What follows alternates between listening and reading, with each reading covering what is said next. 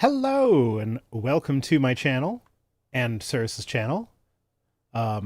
Cirrus is sick, as Axo indeed has pointed out. So it's just me tonight. I'm gonna solo it. And yeah, I hijacked Cirrus's channel, so all your Cirrus are belong to us. That's going to be here the entire time. We need someone to do some fan art on that to make that canon. That's my whole job on Twit tweets, is to find weird things that are going to annoy Cirrus to prod his artists into turning it into fan art. Sophia asking how late am I? Not late at all. I just started. Also, yeah, some of you have been asking what the technical issue was. There was no technical issue making it late. I was just late pushing the button, but oh, who will talk to us while I pee? Yeah, you'll just have to entertain yourselves for a second. I mean, I won't be the first streamer to just stream an empty chair for a bit. Maybe I'll play someone else's video while I do that. But yeah, so it's just me. I was going to say something. Yeah, no, we're not going to go off on unrelated tangents of discussion today, so this might be a short stream. Bunch of people spamming Blizzy in my chat, which means I need my members or subscribers or whatever the fuck they are to go over to Cirrus's chat and spam Rhino shit. But yeah, no, the Cirrus's chats are going to be the ignored stepchild of this stream, because I just don't have the stuff set up to like highlight their messages and shit. Cirrus and Vice Rhino wearing diapers like true American patriots. Those real men, not American patriots. Sylvie Snow says, yay, we're second class, but I can't highlight it because I don't have that set up. But yeah, no, my if the stream goes down suddenly, it's because my OBS has been acting fucking weird. Like, when I opened it up, all of my windows were like this big on the very side of the wall, stacked on top of each other, so I couldn't see shit in them. And as soon as I tried to move one, OBS just crashed. And it just... That's what it does. Anytime I try to move, I can adjust the size, but I can't move it. So right now, all my chats and stuff are down the wrong side of the screen, so it's like way far away from everything, and it's annoying as fuck. But if I try to move them, OBS just crashes, and the stream will go down. And I don't know what's causing it. So if the stream goes down, there might be something else going on that causes it to crash. So I don't know. Rhino did a hostile takeover. It was not hostile. I asked Cirrus nicely if he would like me to stream to his channels, and he said yes. And he was very grateful that I was like helping his metrics or whatever. It's like, I don't know. Our audiences do have a good amount of overlap, but I feel like, I don't know, we stream the same stuff all the time, so it's not a problem. Just don't stream into an empty chair. What if I want to? Are you referring to when I pee? Oh, there's another fun thing. Anytime I click on something in OBS, all the Cirrus's chats go away. So yeah, it's going to be a fun one, I think, maybe. We don't know. Microsoft is ficking us without lube again. No, that's actually a news item that I'm not going to be covering. Microsoft has announced that there's this new AI thing that, oh yeah, no, if you redeem stuff on Cirrus's channel, I'm not going to see it. So yeah, don't redeem Cirrus's channel points right now. Although, in Cirrus's absence, I'm free to do this as much as I want. Ooh woo. Ooh woo. Ooh woo. Rosina Keller says, how much did I miss Lovelies? You didn't miss much. Cirrus is off sick, so it's just me. Ooh woo. And I have the ooh woo button, so I can make Cirrus say ooh woo as much as I want. And I still have I still have this one. Maybe you would want to do a sex with me. So yeah, we can do that plenty in Cirrus's absence. So yeah. Ooh woo's in the chat to help Cirrus feel better. Help him get healthy. Oh, Jassa got the hats. see, what hat do I want? Well, you know what? We're gonna talk about that football guy who did the thing at the Catholic Church thing. So let's start with the feminine hat.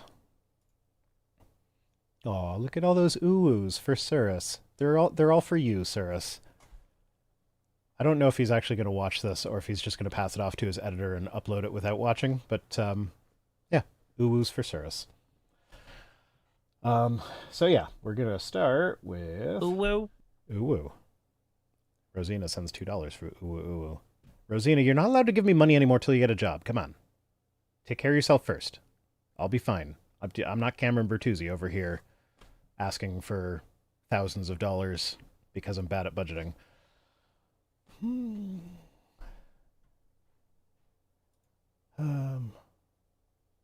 Oh yeah, that's right. His mother's a physicist. Okay, yeah, football guy.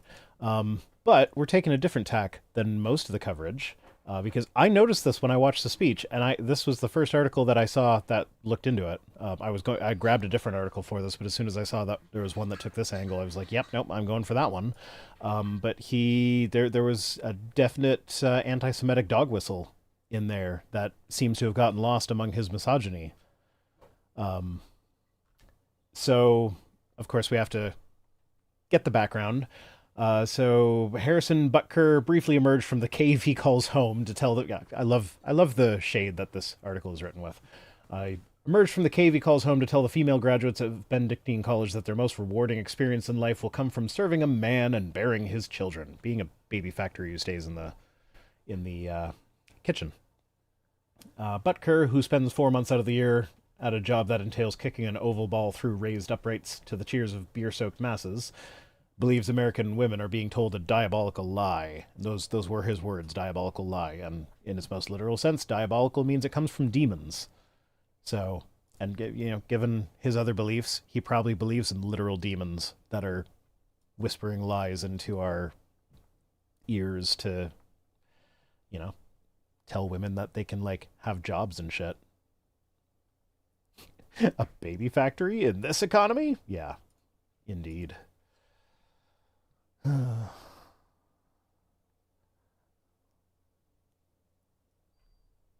Sanchini says anti-Semiticism means less and less these days. Yeah, I think this is a legit criticism in this one. Because it wasn't just... I thought maybe I was kind of overreacting when I was like, oh, no, that sounds very anti-Semitic. But now I'm seeing coverage of it elsewhere, so... I feel like that vindicates me. So yeah, he says, women's lives begin not when they make a career for themselves, but when they begin their vocation as a wife and a mother. Which, he's talking to women who have just spent tens of thousands of dollars on higher education so that they can get a better job. So fuck you? And of course, they throw more shade by saying this will be quite the newsflash to the girlfriend of Butker's teammate Travis. Is it Kelsey? I always want to read it Kels, but I think it's Kelsey. I don't know. I'm not a football guy. I don't know the foosball. But his girlfriend, Travis Kelsey's girlfriend, that'd be Taylor Swift, is arguably the most successful female entrepreneur on the planet, and is also unmarried and childless. So...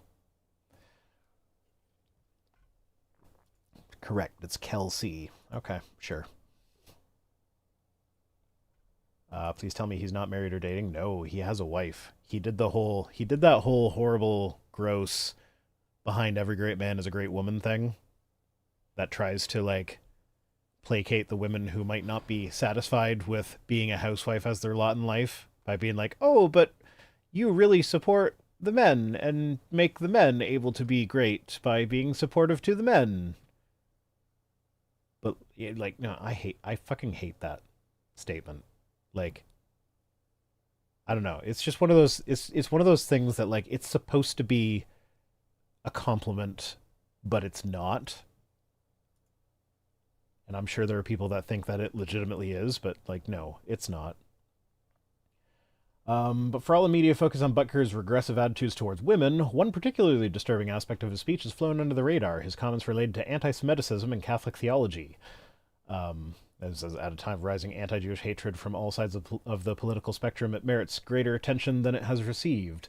So yeah, just gonna flat out say here, genocide is bad, whether it's the Israelis doing it or Hamas.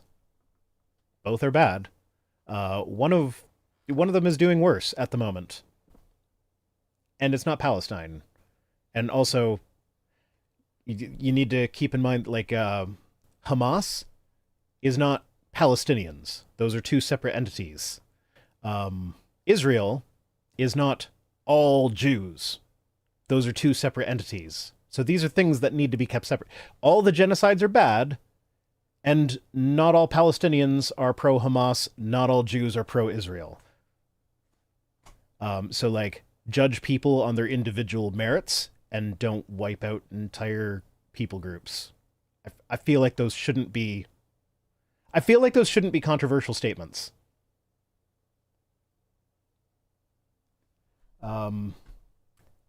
So, yeah. In his commencement address, Butker said, Congress just passed a bill where stating something as basic as the biblical teaching of who killed Jesus could land you in jail. For those of you not familiar with the age-old anti-Semitic tropes, the who in that sentence is almost certainly the Jews. I would go farther than that and say that it is certainly the Jews, not almost certainly. Yeah, no, that is what that statement means. And this is something I didn't understand when I was a Christian. I had heard about how Christianity is anti-Semitic because they blame Jews for killing Jesus. But when I was a Christian, I was always like, why is that a bad thing? Like, wasn't it God's plan for Jesus to die? So why would we get mad at the people that carried out God's plan? Also, like, they might have been the ones that turned him over to the Romans, but it was the Romans that crucified him. So it was Italians that killed Jesus. may as well get mad at the Italians, which include a whole lot of Catholics. So I don't know. The anti-Semitism of Christianity is something that never made sense to me, even when I was a Christian. Now, reading the Bible as an atheist, the Book of John in particular, full of anti-Semitism. John did not like Jewish people. But like, when I was a Christian, that just didn't make sense to me. But it is something that apparently makes sense to a lot of Christians, and they say shit like this and use it to justify mistreating, like, modern Jews. And that's actually the bill he's talking about would not ban you from saying, historically speaking, you know, the Sanhedrin, the Jewish council of first century Palestine, handed Jesus over to the Romans to be crucified. That's a historical event. Like, yeah, maybe it's debatable how historical it is, but, like, that's just a historical event. It's when you carry that through and say, oh, Jews today are still guilty of that just by the fact that they are Jewish.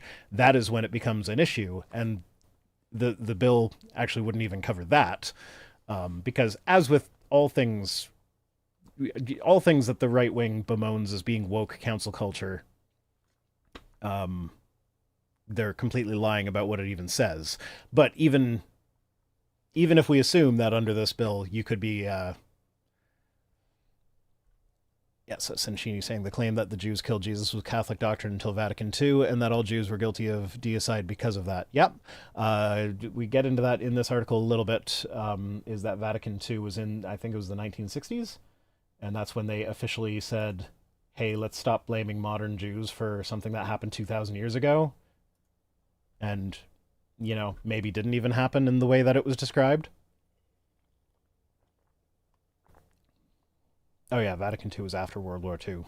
Yeah, 1960s. So, yeah. Vatuican?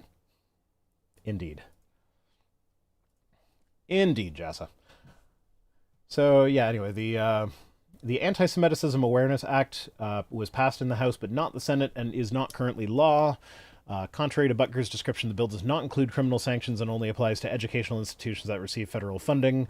And in a nutshell, the bill provides guidance to the Department of Education in determining whether certain speech on college campuses is anti-Semitic. So it's basically a response to those congressional hearings Ooh, where they had a bunch of people from universities there and saying like, oh, like, would you allow, like, do, like, I don't know, I forget exactly what it was, but like they were asking them very loaded questions. And when they tried to give nuanced answers, everybody like ripped them to shreds, being like, "Oh, it should be so easy just to say don't condone anti-Semitism." Rosina Keller says Pontius Pilate, Judas, they had to do God's work. Yeah, that's another thing. There's actually a Bible verse about this that caused me some problems when I was a Christian, and that it's talking about Judas, and it basically says I forget the exact wording, but it basically is that it would have been better for that person to have never been born than to have done what he did, because now he's like suffering in hell forever or whatever. It doesn't explicitly say he went to hell, but it does heavily imply it. And I always wondered about that because it's like, if not for Judas, God's plan would not have come to fruition.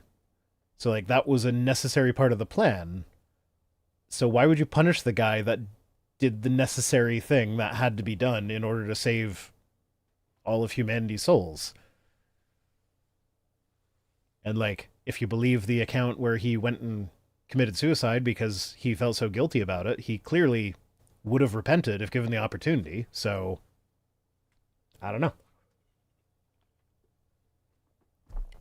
I mean, Jesus Christ Superstar has him as an angel in heaven singing the title song. So yeah, let's just go with that. It's apocryphal, but what the hell? It's a good musical. Dante put Judas in the deepest part of hell, punished extra hard for literally doing what Jesus wanted him to. Yeah, I've never understood that. It just doesn't make sense to me.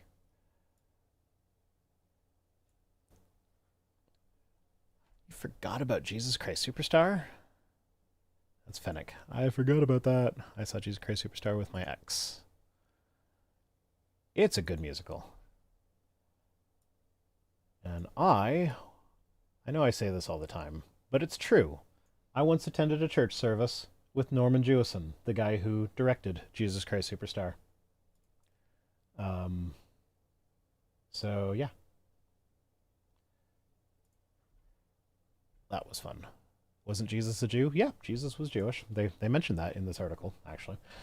So it says, what is most bizarre and disturbing about Butker's comment is the idea that he believes it needs to be defended from Congress, namely the right of Catholics to suggest that the Jews killed Jesus. So, like, this is one of those things where it's like, even if the bill would criminalize that, is that a hill that you're willing to die on? Is it really worth risking your freedom to protect your ability to be racist against a group of people for no good reason?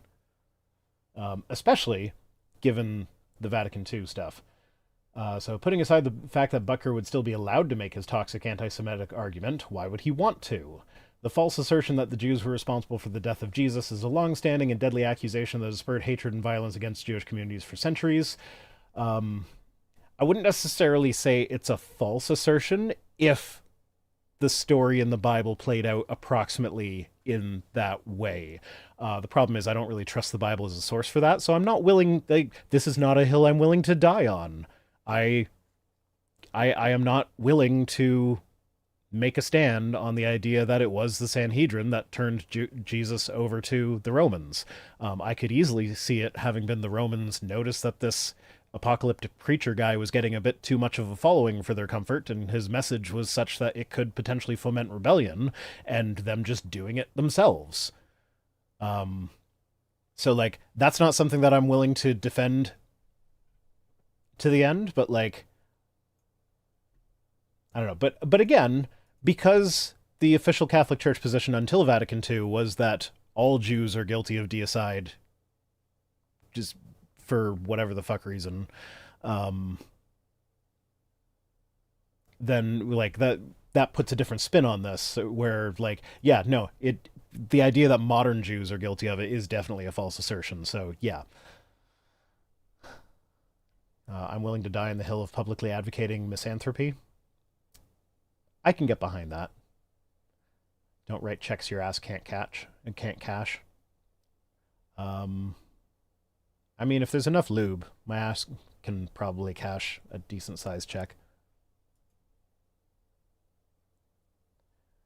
It's also liable that the Vatican is soundly and repeatedly dismissed. In the Second Vatican Council in the early 1960s, the Catholic Church renounced hatred, persecutions, displays of anti-Semitism, anti-Semitism, I can say the word, directed against Jews at any time by anyone, and that includes the claim that that Jews bore collective responsibility for Christ's crucifixion. That view was reaffirmed by Pope Benedict the 16th, who said in 2011 that there was no scriptural basis for blaming Jews for the death of Christ. Sure. Why not? John says, I tried to cash a check with my ass once, but the guards threw me out of the bank. I got locked inside a bank in Toronto when I was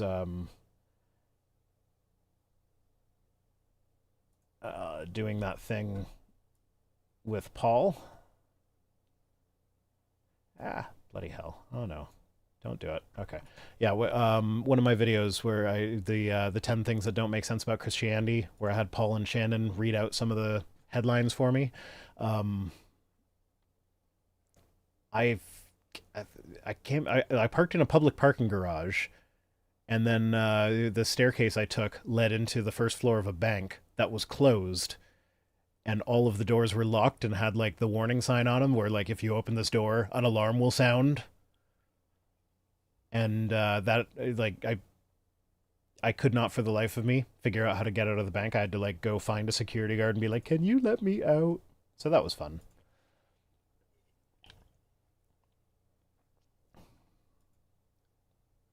Benedict was Pope Palpatine. Yes, I remember those pictures. That was fun. There we are.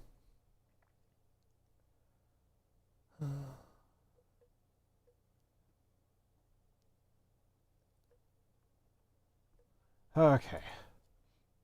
So, to be sure, Butker is not alone in making false allegations about the legislation. Disgraced former Fox News host Tucker Carlson said it would, in effect, ban the New Testament. So if a bill banning anti-Semitism would ban your religious text, that says things about your religious text, not the bill, necessarily.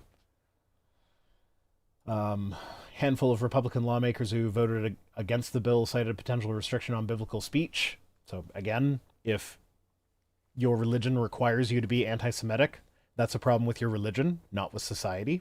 You need to, like, fix that yourself and not be in it and not be a dick. Yeah, we got people in my YouTube chat talking about Pope Benedict, how he was German. He wasn't just German, he was a part of the Nazi youth.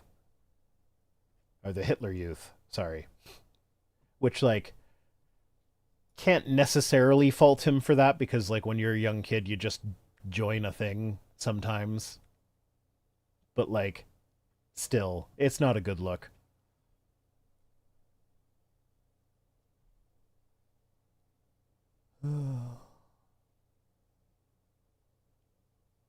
Oh, we've got more. It looks like we've got some confusion in Cirrus's chats about me. Yeah, no, I hijacked Cirrus's channel because Cirrus is sick.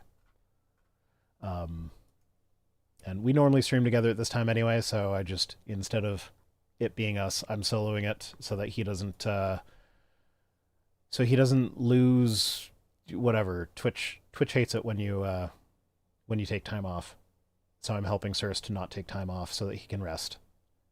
And so all your Cirrus are belong to Rhino. And I can make him say ooh. Ooh. So that's fun. Sylvie Snow says Twitch dumb. Indeed. Rhino sent Cirrus with the best help he needed, the best help. So that was that was me having everybody send oohs in the chat. Send oohs for Cirrus healing. Okay. So a handful of Republican lawmakers who voted against the bill cited the potential restriction on biblical speech. According to Marjorie Taylor Greene, it could convict Christians of anti-Semitism for believing the gospel that says Jesus was handed over to Herod to be crucified by the Jews. Okay, she doesn't even know her own fucking religion. The Sanhedrin handed him over to Pontius Pilate, who then tried to pass him off to Herod, but Herod was like, nah, man, not my problem, and sent him back. So no, the Jews didn't hand him over to Herod. Herod was one of the Jews. I'm sorry. It feels dirty saying the Jews like this. I don't know. I prefer to say things like Jewish people. And I don't know. It just because it's been used so anti-Semitically so frequently, it just feels wrong to say it. Naramdaput says, worth noting, religiously motivated hate is still hate. Indeed. Marjorie Taylor Greene not knowing things, dull surprise. Stratahawk. Yeah, I'm just going to stop highlighting the chat because every time I click on it, it makes all my windows mess up because of the aforementioned problem where OBS is messed up. So now every time I click on something in OBS, all the other windows I have open so that I can see shit go behind OBS. Oh, well. Oh, but now I need to see the super chats. Rosina Keller says, what Marjorie Taylor Greene doesn't know could fill a warehouse. Just one? I'd be willing to bet it could fill a lot more than that. Yeah, so anti-Jewish hate crimes are on the rise. College campuses are rife with anti-Semitic slogans, and Jewish businesses and cultural institutions are bearing the brunt of the popular anger over the war in Gaza. So again, this is my point of Jewish people are not necessarily...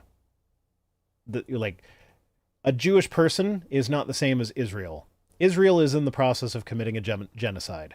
That's not a reason to direct hate towards Jewish people.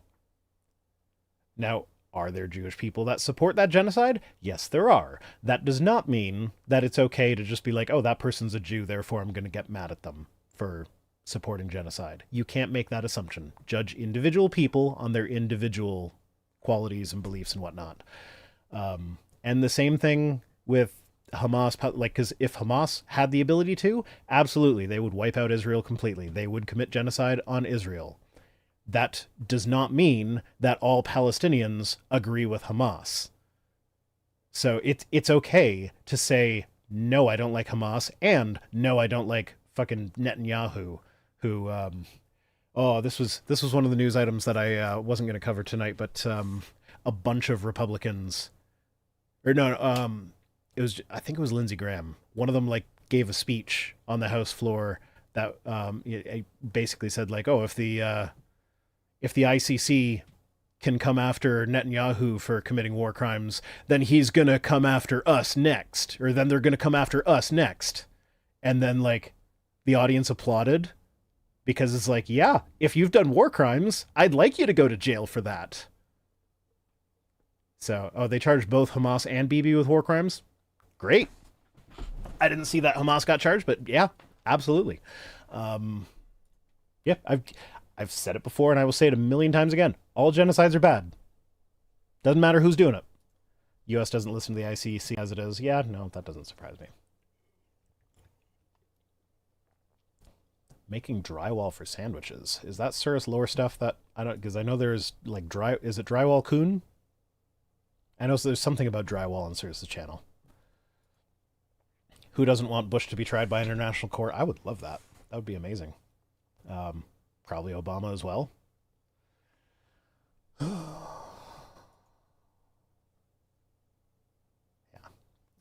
Okay.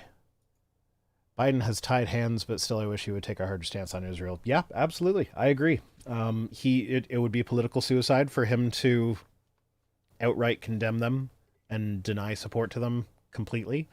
And political suicide for a Democrat candidate is not something that the states can afford right now. But yeah, it sucks that it's just kind of a given that the United States is going to support Israel no matter what the fuck they do. No, come on, man. I wish he would take a stand against SCOTUS. Yeah, that too.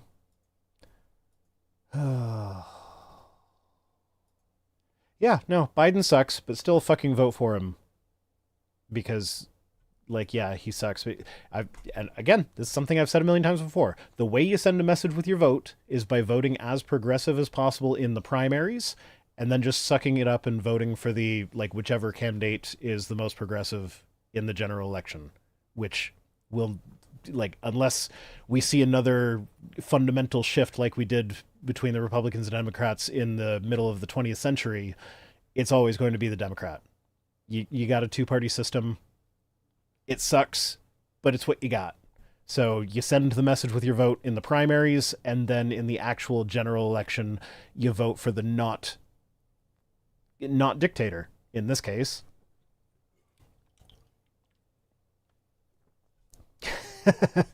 Where'd it go? Oh, you got some Brennis says, I'm not voting for Biden. I live in Canada. Same here. If I was in the States, I would vote for Biden. But yeah, no, I am Canadian. He could push for court expansion. Yeah, there's a lot that Biden could do that he's not doing. I agree. It's not great. I also don't, like, he has done shit that he doesn't get credit for. Like, a lot of people have had their student loans reduced or outright forgiven under Biden. Not as many as he tried to, but again, he did the thing where he was going to help basically everybody that had a student loan by forgiving a good chunk of it, and sometimes all of it.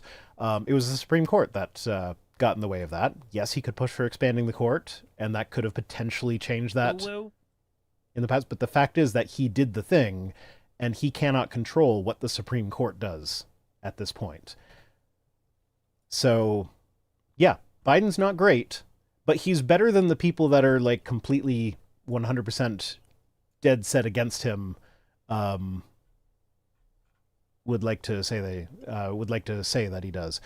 So it was Duct Tape Jake resubscribed. Oh, it says this isn't Hollow Knight. I stream Hollow Knight like twice a year. So no, this isn't Hollow Knight. This is me being political.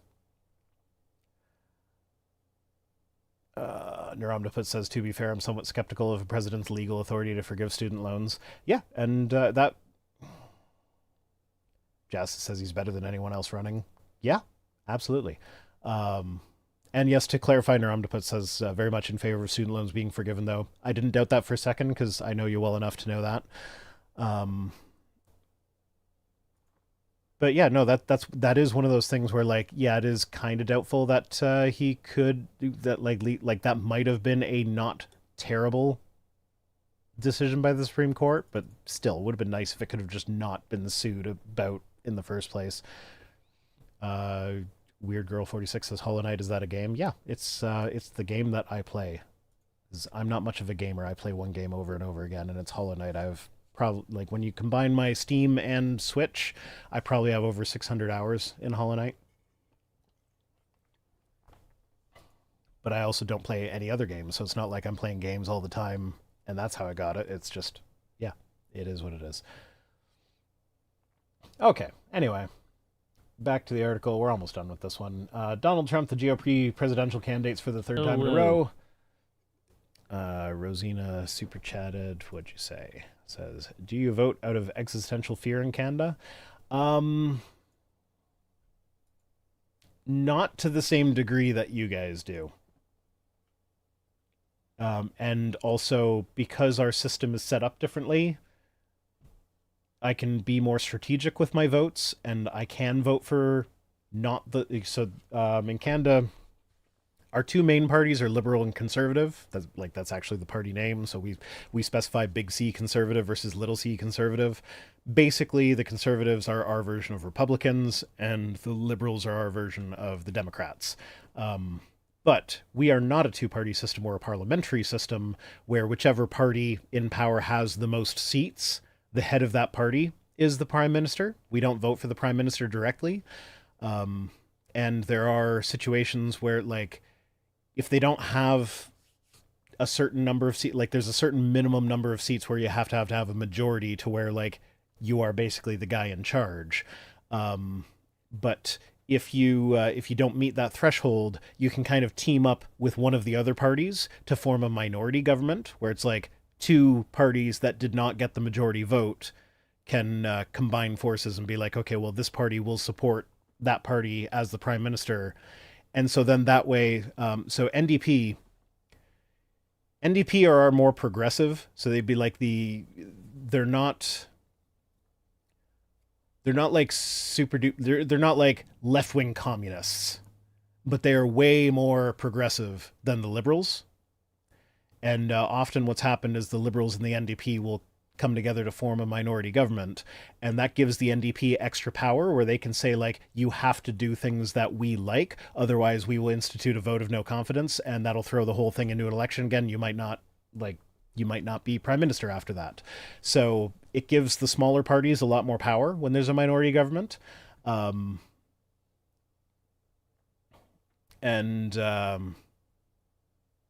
Yeah, so because of that, I can actually look at my riding, which is my district, basically. So provincially and federally, provincially being like state government, the equivalent of that, and federally being federally. So provincially, my riding tends to either go conservative or liberal. It like never goes NDP. So I will not vote for the NDP in the provincial elections. I will vote Liberal because NDP just doesn't have a chance of winning, and the Liberal are the ones that are the closest to my values. And the Conservatives fucking suck, especially fucking Doug Ford, who wants to take away our health care and turn it private, and he just is a just overall piece of shit. We call him Canadian Trump because that's basically what he is. But my riding federally sometimes does go NDP. It often does go NDP. So like we'll be either NDP or conservative or liberal. Like it rotates between the three. So federally, I'll vote NDP because that's the party that most aligns with my values, that actually has a chance of winning. And then if it's a minority government, like the NDP is a small enough party, they're not going to take the majority. But if there's a minority that's a coalition between the Liberals and the NDP now have a greater say in policy decisions. So yeah, it's this has been our Canadian civic lessons for the day. Oh well. And Rosina says, didn't Doug Ford have a weird brother? Yeah, he was the mayor of Toronto, I think. There was a bunch of drugs and stuff going on there. Yeah, he was a strange person to be sure. But yeah, let's finish this off. So Donald Trump has not only a history of making anti-Semitic statements, but he recently said that any Jewish person who votes Democrat or votes for Joe Biden should have their head examined. Which, like, telling entire religious groups of people who they need to vote for, otherwise they're not really that religion, is kind of gross, no matter how you say it. Like, it would be weird to find a hardcore evangelical Christian that doesn't vote Republican, but I'm not going to tell them that they're crazy for not doing it. And now extremist Catholics are fighting for the right to revive the age-old blood libel about our responsibility for the death of Jesus Christ. So yeah, the author of this article is Jewish. That's where they kind of give away the game on that one, as if that's really something they need to hide. But yeah, no, so they have a personal stake in this, and they have more direct experience with the rise in anti-Semitism. So yeah. Draconic Druid says my writing is NDP or Liberal generally. Yeah, so if that was the case in my writing, I would basically vote NDP all the time. But because it sometimes does go to the Conservatives, I vote for whichever party is most likely to win that is not Conservative. Okay, so that's the take on Butker's commencement speech that most people have not been taking. So now I can take this off so I can get out of the kitchen now. And maybe I'll get away without someone redeeming a hat. And I can actually just look normal for the next news item. On another note, where's Cirrus? So yeah, once again, Cirrus is sick tonight, so I hijacked his stream. He would normally be in the box where I have the meme right now. It says all your Cirrus are belong to us. And now I lost the chat because I clicked in the thing. There it is. Oh, Fuck you, Asina Salen. You and your hats. Okay. Let's go communist for this. In communist North Carolina, mask wears you. Yeah, so North Carolina lawmakers push for a bill to ban most public mask wearing, citing crime. So, Republican lawmakers in North Carolina are pushing forward with their plan to repeal a pandemic-era law that allowed the wearing of masks in public for health reasons. So, yeah. If you have health problems and you're worried about people giving you the plague, you're not allowed to wear a mask anymore. Or you won't be if it passes the House and gets signed by the governor. So the bill, which would raise penalties for someone who wears a mask while committing a crime, including arresting protesters. So because of my technical difficulties, I didn't have enough time to do as much detailed research as I normally do for these things. I normally would have actually read the bill to see what it says. So I don't actually know if the bill specifies that just wearing the mask in general is now a crime, or if it's just if you wear a mask while committing a crime, you have a higher penalty. So this implies that it's just wearing a mask while committing a crime. There's a higher penalty for that, which I'm not entirely against, but I think there should be... So this bill is most definitely targeted towards the anti-Israel protests that are happening on college campuses. I think there should be an exemption for like in order for the increased penalty to apply. I feel like it should have to be shown that like you part of the argument should be that you have to prove in court that the crime that was being committed was pre-planned, that the reason you were wearing the mask was so that you could commit the crime without being identified. Because, like, if you rob a bank without wearing a mask, that's one thing. And if you put on a mask and go rob a bank, like, clearly you planned that out. So, Rosina Keller says, isn't there an exception for the KKK? No, actually. This bill was originally introduced in order to combat the KKK. So, like, this was, they were KKK people doing crimes and shit. And so they passed this bill to be like, hey, if you're going to cover up your face and do a crime, we're raising the penalties for you. So if you're a member of the KKK, fuck you. You go to prison longer. But now Republicans are using it on people who have, like, compromised immune systems. Because, like, having a compromised immune system is just as bad as being a member of the KKK, I guess, according to Republicans. But, yeah, so I feel like the health exemptions are fine. Like, it should be specifically... it should be specifically that, like, you have to be premeditating the crime. The reason you wore the mask was to commit the crime. If you're part of a protest that crimes of passion happened at, and you happen to be wearing a mask because you're in a crowd, you're at a protest, you want to protect your health, that is not... Like, I don't feel like that rises to the same level of, like, premeditation of, like, I was wearing a mask specifically so that I commit a crime and get away with it. Now, like, yeah, I'm sure Republicans would argue that a lot of these protesters do intend to commit crimes when they go there, to which I would say, okay, well, if you say that the intention was there and it was premeditated, then it shouldn't be a problem to make that a part of the bill. You just need to prove it as a part of the legal process.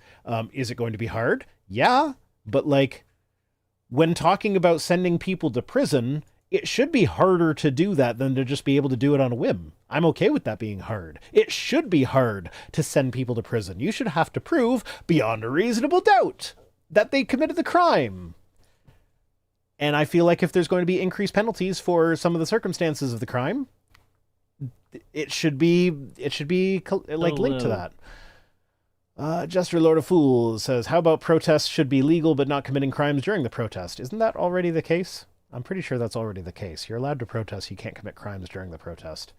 Now, there could be an issue with that where some of the protests didn't have permits or whatever, and there is something to be said for protesting illegally. Like, Martin Luther King was a big fan of civil disobedience. Um, Swarmofrat says, when are we going to make crime illegal? Yeah. Fennec says they're trying to ban protests. Yeah. Pretty much. So yeah, opponents of the bill say it risks the health of those masking for safety reasons, but those backing the legislation says it's a needed response to the demonstrations, including those at the University of North Carolina at Chapel Hill, that escalated to police clashes and arrests. So that's what I mean. If you're going to a protest and you're wearing a mask because you don't want to get sick and you're in a crowd of people, that's fine. Especially like if it's a medical, like if you're wearing a ski mask, that's a little bit different. It like when you get into legal terms, it becomes kind of arbitrary. But like if you're wearing a medical mask while you're in a group of people, I feel like that's fine.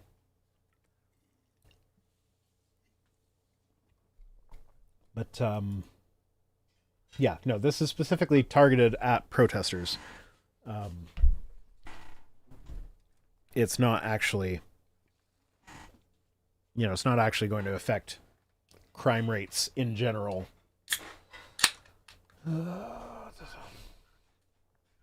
So yeah, most of the pushback against the bill is centered around its removal of the health and safety exemptions for wearing a mask in public. The health exemption was added at the start of the COVID-19 pandemic along largely bipartisan lines.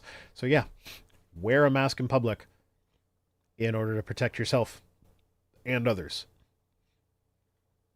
I'm fine with that. Like, I would love it if everybody just wore a mask when they were sick. I would love it. That would be amazing. Be so good. Paige Wilder 00 says people also wear masks to avoid being traced through public photos and killed. Yeah, so they're actually, if you're going to be part of a protest, there actually is a legitimate concern where like you don't necessarily want to be like, you want to support whatever cause it is, but you don't necessarily want your support of that cause to be public knowledge about you, especially if it's something that is so divisive as like the Israel versus Palestine thing, where like it seems like anyone who says anything against either side gets the other side all up in arms about it. Which I actually feel like I've been pretty lucky in that I feel like most people, if they took the position that I have, it would usually be the pro-Israel people that would get on their case about it. Because most of the pro-Palestine people understand that there's a difference between Palestine and Hamas.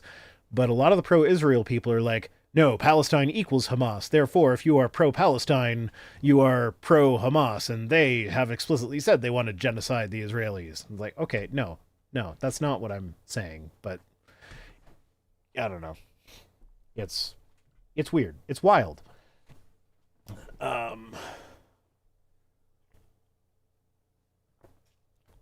This is my medical black balaclava, says Paladin Lost. Yeah. But yeah, anyway, so the health exemption was added at the start of the COVID-19 pandemic, but the original bill was passed in 1953 to address the Ku Klux Klan activities in North Carolina. So yeah, I am all for not. So here's the thing: is this going to be applied equally? Because there's a lot of like neo-Nazi rallies where they're wearing their like blue shirts, khaki pants, and face masks, and demonstrating all over the place. And I believe some of those have taken place in North Carolina. So is this statute going to be applied equally to them? Because they generally get ignored by police. I mean, it's hard for the police to be there to arrest anyone as part of that rally when they're probably all in the rally. So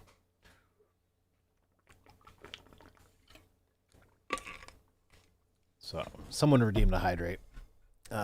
Sean Helfen, thank you for the hydrate.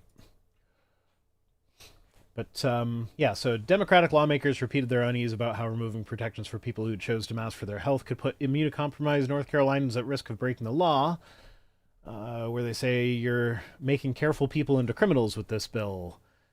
It's a bad law. So yeah, I agree with that. You hear Eric Adams and his lack of attempt to quell the protests? No, I didn't. But for some reason that reminded me, this is another news item that I won't be covering, but I didn't have my notepad document open at the beginning that I normally would because of my stupid technical difficulties where I have like the list of things I'm not covering. So Yeah. One of the things I'm not covering is Nick Fuentes accidentally watching gay porn live on stream and then blaming Mossad for and the IDF for hacking his stream to make it look like he was watching gay porn. Um, Paige Wilder says, "Wait, what?" Yeah, Nick Fuentes, neo-Nazi, who is on record saying that having sex with a woman is gay. Ended a stream, forgot to hit the end stream button, and then immediately tabbed over to a bunch of gay porn. And continued streaming for a while watching gay porn. And then he tried to blame the IDF for hacking into him to make it look like he was watching gay porn, but it wasn't actually him. So, yeah, this is one of those things where it's like, if like why like I don't understand why so many gay people are vehemently anti, like Nick Fuentes. Stop being a piece of shit and then just admit that you're gay. Like, first off, stop being a piece of shit. Like, Milo Yiannopoulos, openly gay, still a piece of shit. We don't care that he's gay. We care that he's a piece of shit. So, like, Nick Fuentes, just come out and be like, yeah, no, I'm gay. And then it's fine. Nobody's going to make fun of you. Well, I mean, people on the right will make fun of you for being gay, but like nobody on the left will make fun of you for being gay if you just come out and say I'm gay. We'll still think you're a piece of shit for being a Nazi, but we're not going to be like, he's gay. Like, no. He's just a piece of shit because he's a Nazi. But like, because he's trying to hide it, it is now immensely funny. Was Fuentes one of the Nazis calling for a porn ban? Yeah, but he knows what a VPN is. Come on, you think these people actually think that those things are going to affect their own lives? Yeah, so that's a piece of news that I'm not covering, but I had to mention it. This is like, Cyrus better pay his editor really good for this one, because I am not organized whatsoever today. Cyrus's editor, demand a raise. Or at least a bonus for this episode. You deserve it. Dun, dun, dun. Everyone give oohs in the chat for Cyrus's editor. Well, He's never going to let me stream to his channel again without him. Nick Fuentes watches gay porn on stream. Groypers, Mossad hacked him. Iranian president dies in a helicopter crash. This moment in time. Iran. Well, looks like this was an accident. Groypers need to grow up. Okay. Being gay doesn't make you evil, but being gay in denial and repressing oneself and being unwilling to sort through the cognitive dissonance seems to lead many to bad behavior.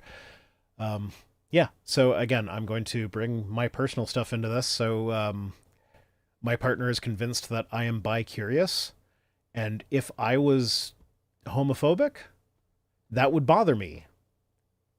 But because I don't care, I was able to like re-examine myself and be like, maybe I am. Fennec saying, as opposed to bi-furious. Yeah, that is a reference to like the stream where I went into more detail as to how I kind of came to that realization. I'm not going to rehash the whole thing here. But yeah, bi-furious was what we decided on. That's my sexuality now, is bi-furious. We got lots of oohs. oh well. Okay. Anyway, so Simone Hetherington said that masking is one of the only ways she can protect herself from illness and fears the law would prevent that practice. We live in different times and I do receive harassment, she said about mask wearing. It only takes one bad actor. So it's already shit that someone is getting harassed just for like wearing a mask. Like, come on, guys. There's nothing, like, let people wear their masks in peace. Like, it doesn't hurt you. Why would you get upset about someone else wearing a mask? It's not hurting you. Paladin Lost says, I appreciate your commitment to repairing the uwu button. Are you referring to the fact that you can actually hear it now? Oh, whoa. Because it was really quiet last time or last stream. Yeah. And then they say, but Republican legislators continue to express doubts. Oh, time to change hats. Let's see. Is this the hat? Or oh no, it's stuck on my computer. The wizard wig. Oh, got the fascinator stuck in it. There. I hate this one. Why do I even have this? Oh, I have this because of my God versus the Devil short, which is fun. I said we'd make good time on this one, but I feel like I'm going through this even slower than normal. So the bill focuses on criminalizing masks only for the purpose of concealing one's identity. So that's what makes me think that this is, like, it only applies if you are committing a crime while wearing a mask.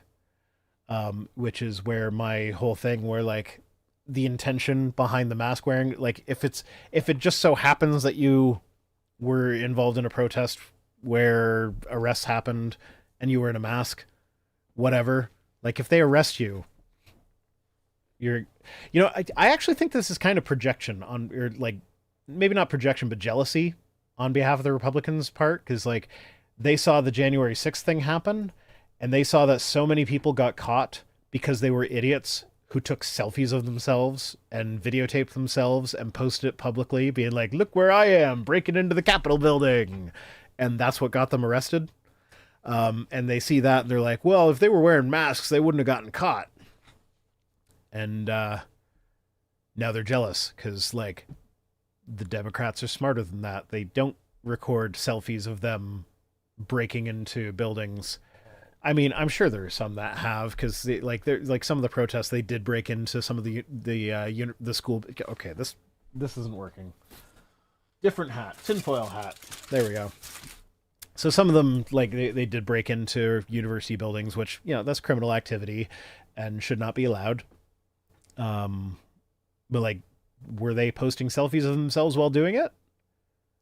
I haven't seen anything about that. So I feel like this is Republicans being jealous that Democrats aren't all a bunch of idiots.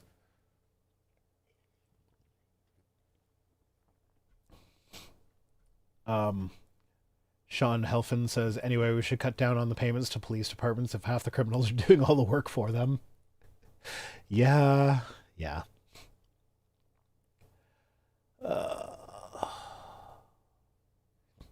Okay.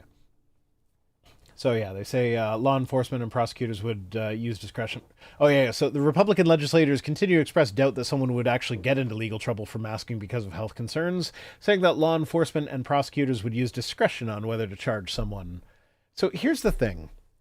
Anytime there's a bill that Republicans are complaining about, they always overblow it. Like the bill was it C16 or C14, whatever it was that Peterson got famous for in Canada, that still not a single person has been arrested for, where it basically is just, we're adding gender identity to the list of things that you're not allowed to discriminate against people for in, like, hiring and like school applications and shit. So, like, it was never a criminal thing to begin with. It was just, like, an employment statute. And they all were like, oh, no, it's compelled speech. We're going to be forced to use their proper pronouns or go to jail. And not a single person has gone to jail for that, because that's not what the bill actually was. But then when they turn around and make a bill that actually will be, hey, you wore this mask in a public place, so now we're increasing your penalty for this thing that you happen to be tangentially involved in. And now they're like, oh, no, don't worry about it. Even though it explicitly says it in the bill, we're not actually going to charge people with that. Nah, you can trust us.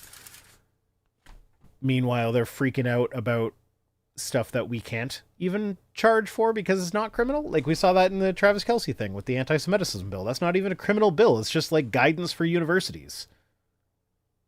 Like, I don't know. It's just so blatant. It's doublespeak. And then they say, the politicians, the people whose professional jobs is politics, say, I smell politics on the other side of the aisle when they're scaring people to death about a bill that is only going to criminalize people who are trying to hide their identity so they can do something wrong. No, it's criminalizing people who want to not be sick. Like that's what it's doing. There's no reason for it. So like just fuck off with that nonsense. 3 Senate Democrats proposed amendments to keep the health exemption and exclude hate groups from masking, but Senate Republicans used a procedural mechanism to block them without going up for a vote. So, yeah. Republicans suck. Extra, extra. Read all about it. Monorail says tight tights. I don't know why we're doing men in tights references, but I approve. So, 45 House Democrats call on Samuel Alito to recuse himself from January 6 cases. So, if you're not familiar, it's recently come out. I don't know why it took so long to come out. Like, I feel like this is something that we should have known about years ago. But in the weeks following the January 6 riots, he had an upside-down American flag flying in front of his house. Which, if you're not familiar, that is explicitly in support of the Stop the Steal movement. So, like, he was explicitly supporting the idea that the election was stolen, and that the January 6 rioters should, like, he basically, it says that he wanted them to have won and taken over the government. That's what the upside down flag would mean. So Fennec says, really, an upside down flag was originally a sign of distress. Yeah, so that's where they kind of hijacked it, where right-wing nut jobs took the original meaning is like, yeah, you fly your country's flag upside down, it's a sign of distress. And they took that and ran with it and been like, oh, well, you know, the election was stolen, therefore our country is in distress, so we'll fly the flag upside down. So yeah, more than 40 House Democrats are calling on Supreme Court Justice Samuel Alito to recuse himself from cases involving January 6, 2021 insurrection over the display of an upside-down U.S. flag at the conservative justice's home shortly after the attack on Congress occurred. In a letter addressed to Alito and obtained by HuffPost, because this comes from HuffPost, I probably should have mentioned one of these news items, I forget which, came to me from an anonymous source who wishes to remain anonymous, so I'm glad that it's the anonymous one, because I forget which one it is. But yeah, if you've got news items you want me to cover, news@vicerhino.com. And Avalon of Babylon says, where is Cyrus? Cyrus has got a fever and is recovering. Cyrus is currently drugged up and not in streaming condition. So yeah, Democrats argue that the presence of the upside-down flag, which is a symbol of the Stop the Steal movement opposing Joe Biden's 2020 election victory, revealed political bias and requires the justice to recuse from pending cases relating to the January 6 riot, which seems reasonable to me. If a judge has explicitly displayed stuff on their property in support of a political movement, then when that political movement ends up in front of that judge in court, that judge is clearly biased and should recuse themselves. That is just common sense. And the letter said, even if you had no involvement in the display yourself, the fact of such a political statement at your home creates, at minimum, the appearance of improper political bias. Reasonable people will doubt that you can be impartial in deciding whether Mr. Trump should face criminal prosecution for his actions arising from the Stop the Steal movement, they added. I mean, anyone who is familiar with Alito's history of voting on cases and shit would doubt that he can be unbiased in this case anyway. But yeah, anything that... I mean, he's not going to recuse himself, and there's nothing we can do about it because the Supreme Court are god emperors in the States, apparently. But yeah, no, at least they're on record telling him he should recuse himself. I don't know. Damn no hydration. Oh well, have a good stream. Yeah, if you're redeeming stuff on Cirrus' stream, I don't get those notifications, but I will take a drink of my water, assuming that that's what you redeemed.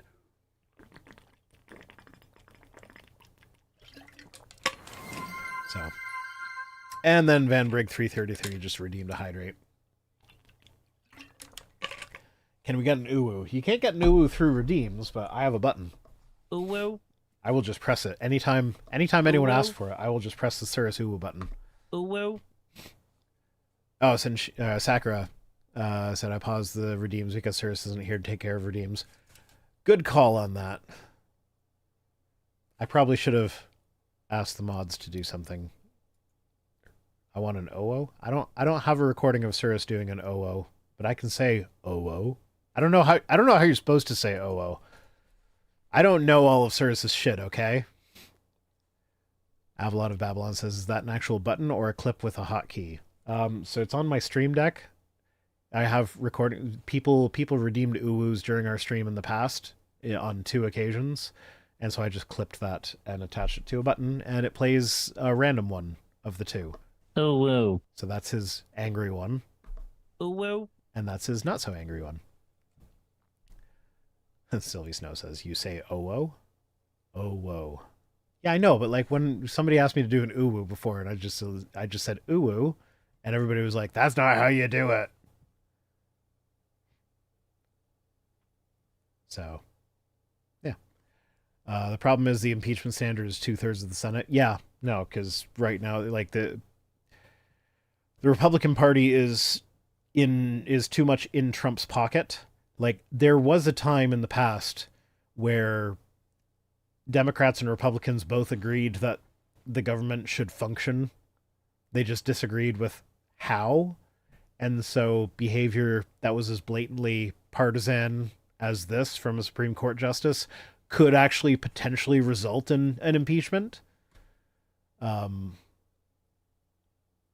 mean, it never happened before, but it's never been this obvious before. And yeah, no, it's not going to happen now with the current Republican Party. So the letter was organized by members of the Court Reform Now Task Force, a new congressional group advocating for a binding code of ethics for the Supreme Court and setting term limits for justices. I'm glad that that exists, and I hope that they have success. Rosina Super Chatted says, can you add your own uwu to the random mix, please? I could. I don't remember which stream I did it on, but I could record a new one. Potentially. I don't know. So the letter was organized. Yeah. So Alito said last week that his wife put up the upside down flag because this Supreme Court Justice Defense 101 is if you get in trouble, just blame your wife because that seems to be standard procedure. Like that's what Thomas did. Now Alito's like, oh no, it wasn't me, it was my wife. But like she put the upside down flag up after a dispute with a neighbor over insulting language on yard signs. Which was funny because like it doesn't get into this in this article, but one of the things was like, oh, they put a fuck Trump sign it was a fuck Trump sign. And it was like right by a school bus stop where kids would get off and see the bus. And like immediately journalists were like, we called all the local schools in the area. There is no bus stop near that sign. So they're lying about it. How much of it is a lie? We don't know. Did she actually have a dispute with the neighbor? Maybe. Is that the reason they flew the flag upside down? Maybe. Did they know that the upside down flag was indicating their support of the January 6th rioters? Absolutely they did. There's no way they didn't, unless Alito's just going to argue that he's an ignoramus, which, okay, sure, you can argue that, but then you should just step down from the Supreme Court if you're going to admit that you're an ignoramus. So either he knew, or he's an either he knew and he should recuse himself from January 6 cases, or he's an ignoramus and shouldn't even be on the court. Completely unrelated to this story, I'm just going to mention that, I'm just going to remind everybody of that story from, I forget whether it was last week or a couple of weeks ago, where Republicans, there were Republicans that came out and explicitly stated that their opinion was that the best way to correct behavior that was undesirable was with physical violence. So that was the Republican opinion in that instance, and I'm bringing that up now for no reason whatsoever. It's completely unrelated to this. So, yeah. Just saying. Back to the article, because that tangent was unrelated to the article whatsoever. It says, the justices are currently considering Trump's claims for total immunity from prosecution relating to his January 6th election subversion case, and a decision is expected sometime in the coming weeks. The court expressed skepticism of Trump's legal arguments during a hearing last month, but several conservative justices, including Alito, signaled reservations about the charges that could cause a lengthy delay. At one point during the hearing, Alito suggested that without immunity, it was the threat of criminal sanction that would destabilize democracy by encouraging presidents to use force or fraud to stay in office. So he was basically saying, if a president knows he might be charged with crimes when he leaves office, he will then commit crimes in order to stay in office. I say that no, Trump was committing crimes in order to stay in office because like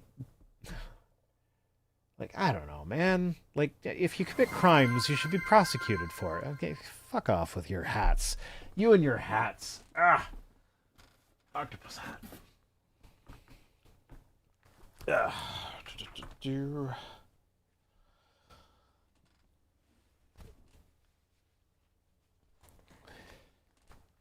Like, Steven tipped 1337. Tipped. That means it came in through Stream Elements. And I don't have that fucking thing open. God damn it. Making me work to see what you might have said. I hope you actually said something. Because if you did not, this is going to be Stream Elements. Let's see. Are you on YouTube or Twitch? You're on YouTube. So I need to log into my YouTube Stream Elements. Log in with YouTube. Laced Rhino. Okay, I think that's the correct one. Update my details. Remind me later. Activity feed. Not much is happening yet, which means I logged into the wrong goddamn account.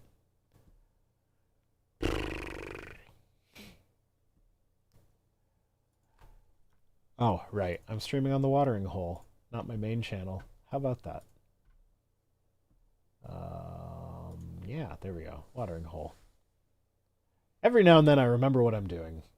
Activity feed. Steven says, work is getting to be too much for me. Woke up today and broke into tears. I don't know if I have the mental energy to go back in tomorrow. I hope everyone else is having a good day. Aw. I'm sorry that work is sucking. I have definitely been where you are currently, and I feel for you. So, yeah. That's just a overall shitty position to be in, and I feel bad for you, and I'm sorry. I mean, okay. No, I'm not going to get into that now because the way I was going to go about that was going to sound like I was minimizing your struggle, which I don't want to do. So I'm not going to do that.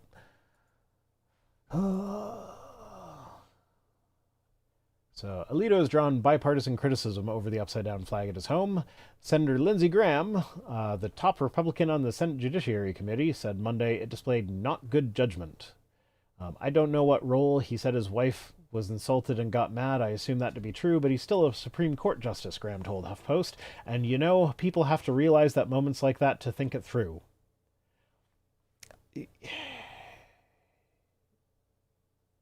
That's not a complete sentence. That's not a complete thought. But it's good to know that Republicans are criticizing him for this.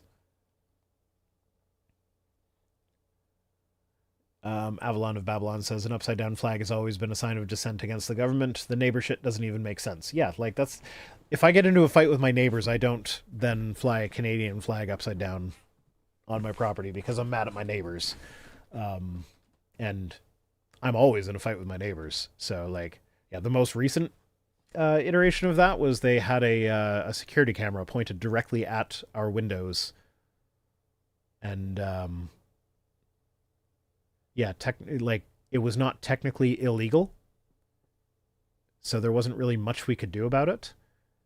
But we did call the police and we got them to come out and, like, saw how, like, fucking blatant it was. Because, like, over the phone, like, on the phone, they were just like, yeah, no, they're allowed to point, like, there's no reasonable expectation of privacy in your yard. Like, it's not pointed at the yard, it's pointed at my window. They're like, yeah, well, it's not technically illegal. And it's like, okay, just send someone out because it is very clearly pointed directly in our windows. And we have young children that sometimes, no matter what we do, they will run around the house naked. So our neighbors potentially have child porn of our kids on whatever device they're recording that on. So that like, okay, no, I actually had to post about it publicly on Twitter and make a stink about it, and then they finally contacted me, and then we managed to get like an actual officer to come out and be like, yeah, no, that's sketchy as fuck. I will talk to them.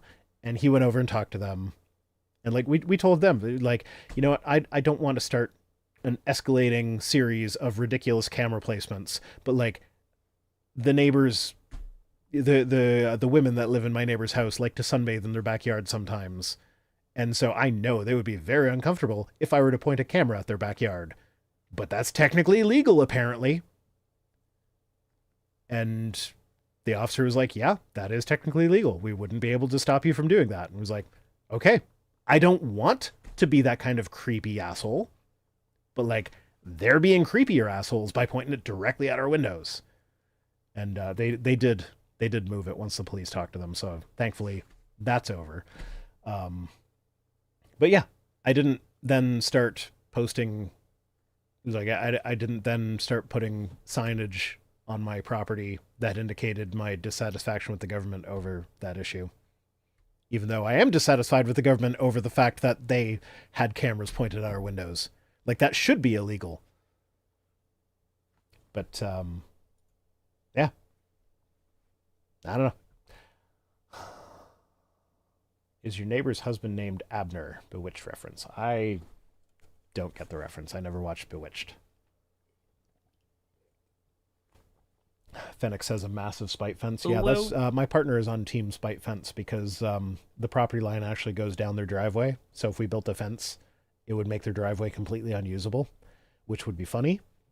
However, they would likely be able to bring that to civil court, and civil court would be able to, like, it wouldn't necessarily go this way, but it could potentially go the way of them saying, yeah, no, you can't make their driveway unusable out of spite.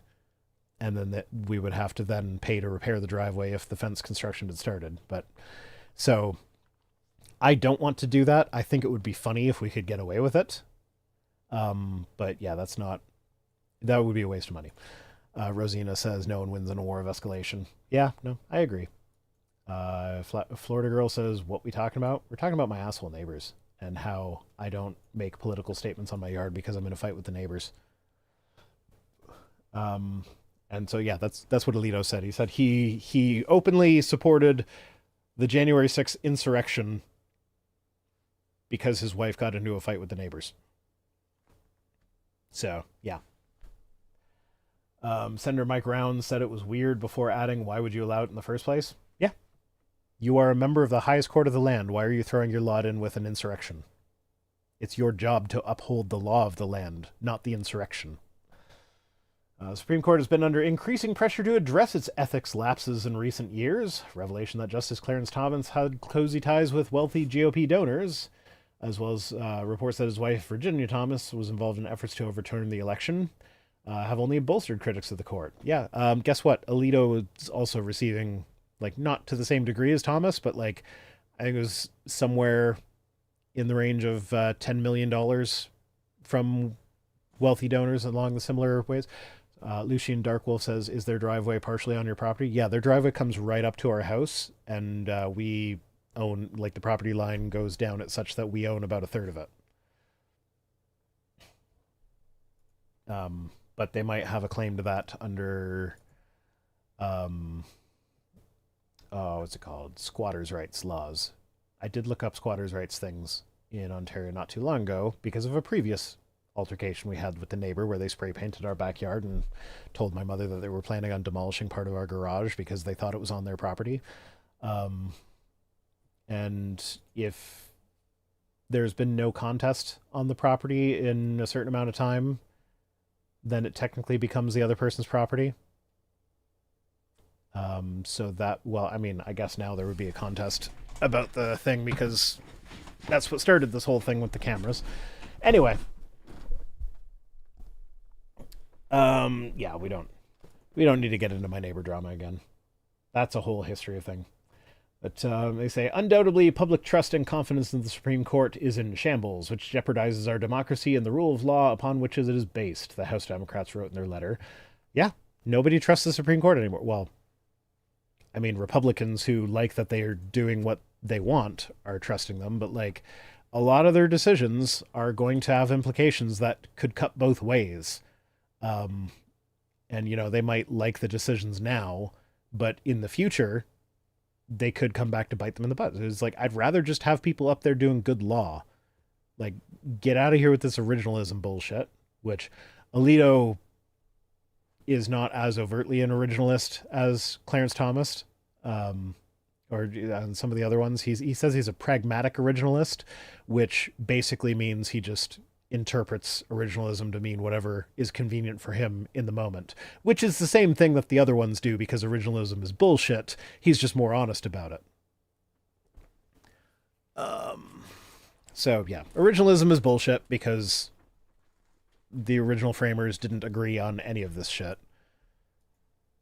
But so Alito does have a few dissents on record where he kind of makes fun at the originalists.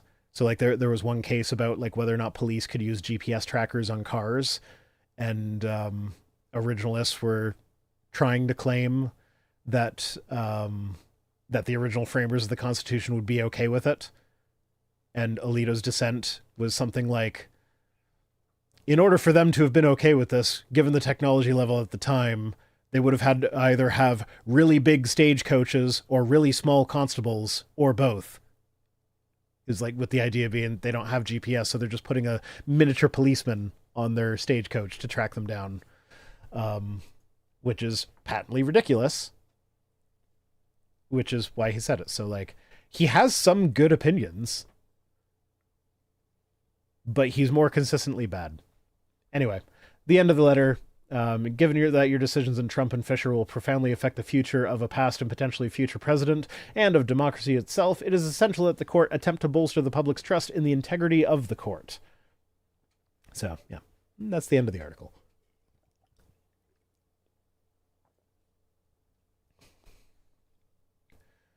Oh, Jassa came back just in time for the originalism. Yay!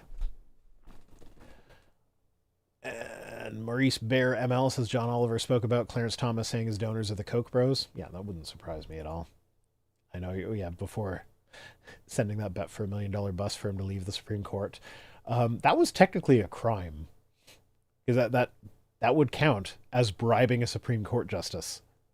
So the fact that, like, if they actually had all the paperwork drafted up, he could potentially get into trouble for that. Because, like, he said they had all the paperwork drafted up. But, like, if it was just a joke and it was just parody, then that's fine. But, like, if they actually intended on doing that, then that is an illegal bribe of a Supreme Court justice. And it's fucking wild that would count as a bribe, but all the obvious bribes that Clarence Thomas has taken over the years somehow don't. Like, if they'd have just given him that bus and then been like, yeah, you know, like, your retirement would be a really good idea, and, like, not made it explicit, then that wouldn't count as a bribe, but because it was explicit, it was a bribe. At least that's what I have heard from legal analysts. I don't know. I'm not a law talking guy, but I still think that's funny. But yeah, so those are the news articles today. Oh, I should probably get on to the tweets. Tweeties. Where are the tweets? Okay. Originalism is a joke. If any of them actually believed in it, they'd regulate guns to only be held by militias and make a branch regulating them. They literally only said a well-regulated militia, not randos, because they were rich, snobby fucks who didn't think the poors were smart enough to even vote. Yeah. No, and in some of the gun decisions, they went back to, like, common law of the 1700s, like, before the United States was even a country. They went back to English common law. Like, no, fuck off with that nonsense. You don't get to go back to before the country was a country as part of your legal argument. Like, the country didn't exist. So no, it's not a part of our legal history. Like, yeah, it's technically part of the history, but, like, fuck off. Okay. Tweets. Starting with K-Sorbs. Says, get some roosters for eggs, raise some bulls for milk, then you'll see that gender matters, especially at milking time. So that's just bullshit. It just is. That's bullshit. Like, this is obviously just him making a dig at trans people. But, like, there's a difference between sex and gender. There is no indication that these animals have gender identities. Although, that being said, I think it's hens can actually turn into roosters. Like, if their ovaries are damaged, they will physically become a rooster. It might be the other way around. It might be the roosters become hens, but like, no, I'm pretty sure it's hens become roosters, and they will behave like a rooster. They will attempt to mate with the other hens. They won't be, they don't produce sperm, so they're not able to. But like, they become roosters. So like, get some roosters for eggs, maybe.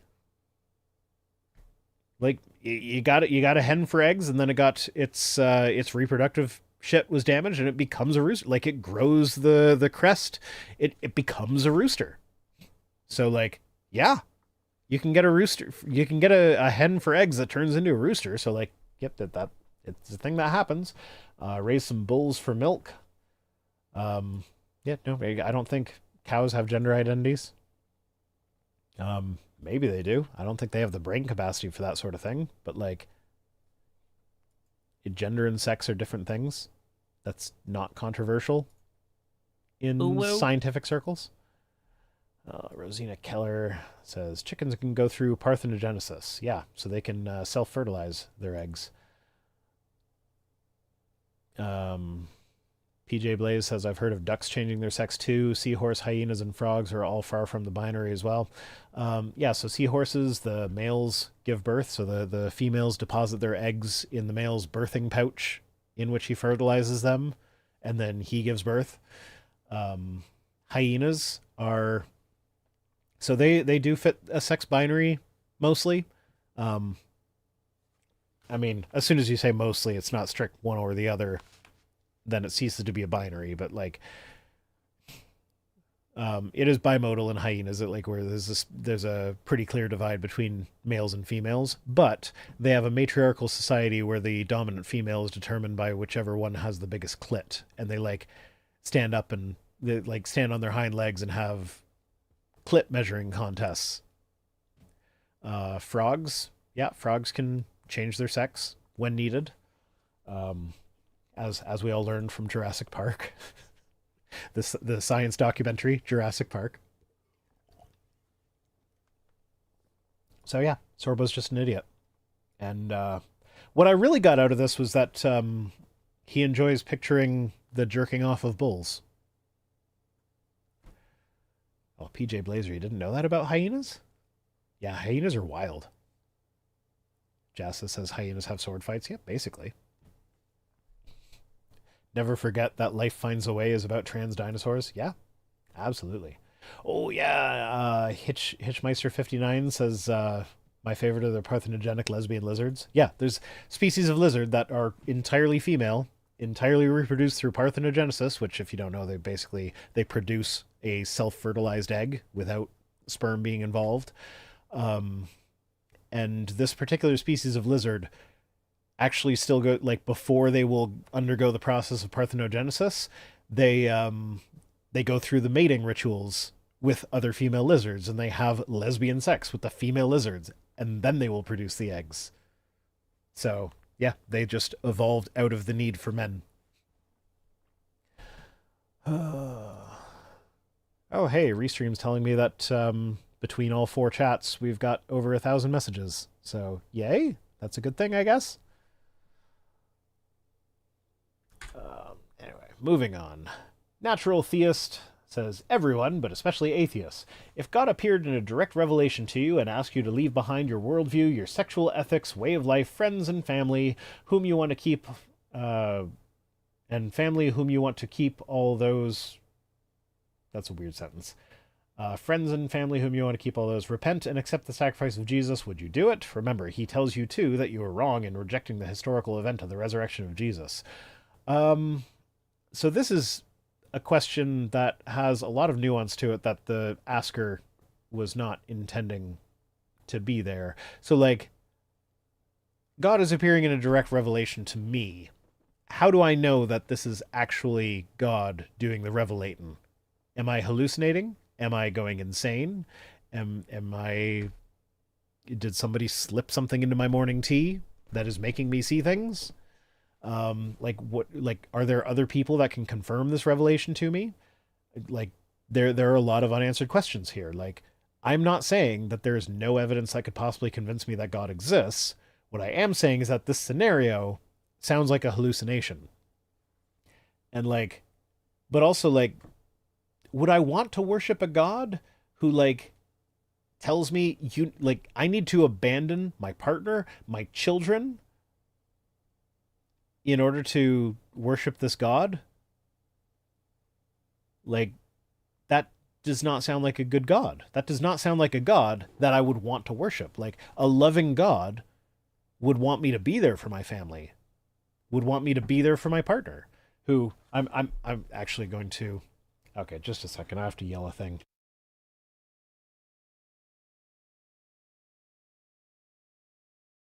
Oh, well. I heard the ooh even though I wasn't wearing my headphones. If you meet the Buddha, kill the Buddha. Okay, just a second. I have to get up and walk.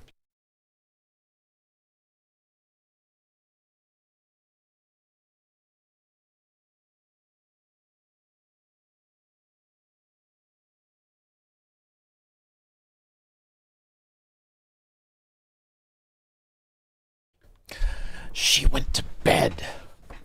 That bitch. I'm gonna leave her for God now. No. Okay, so okay, I'm gonna take a guess here. Anytime I've refrained from saying things until I've asked her about it, she's always just kind of laughed at me and been like, "Yeah, it's fine, whatever."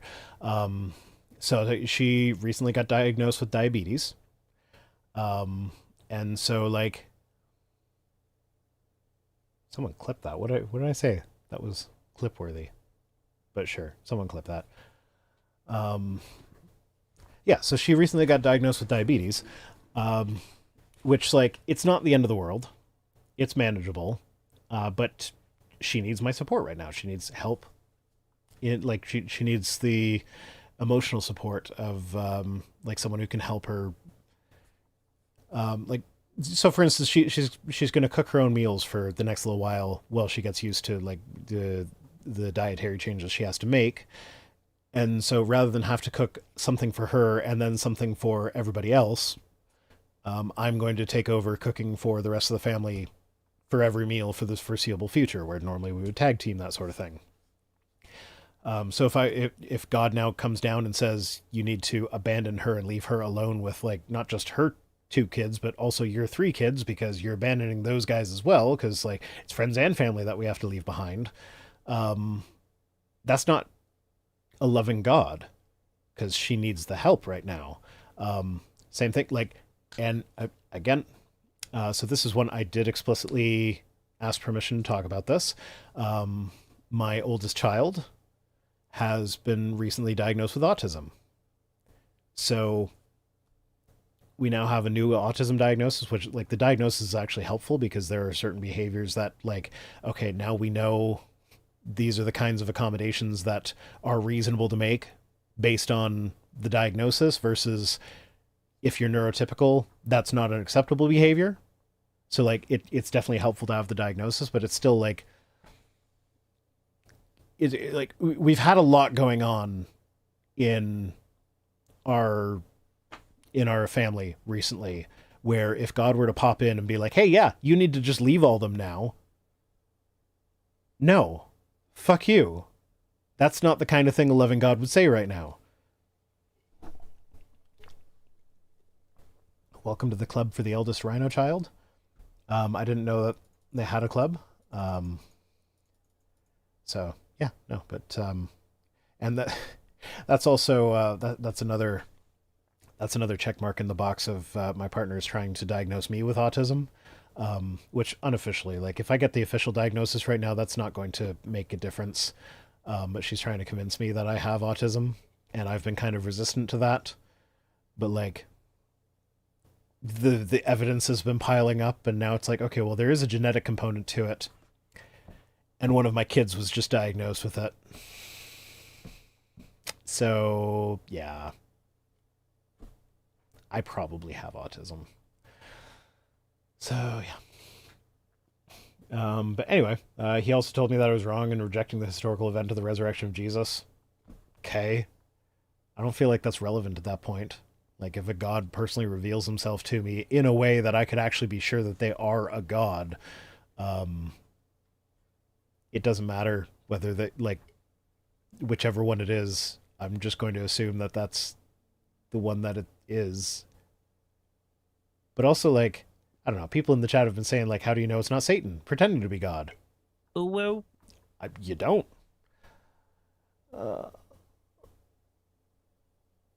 So, Aaron Primet says, autism, that's something Vice Rhino and I have in common.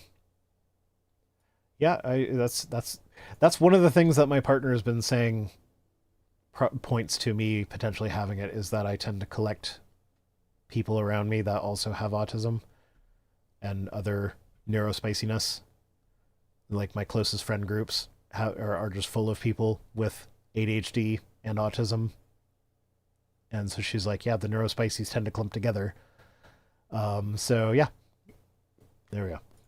So Zarask says, I would like to... it's not popping up. Yeah. It's being stupid. Okay. Zarask for $5 says, I would believe in God then, but I also think he's a douchebag. That is fair. Yeah, absolutely. It's like, Christians want you to think that God is loving, but then they come up with these scenarios where he's telling you to abandon the people who need you most in the world. That's not loving.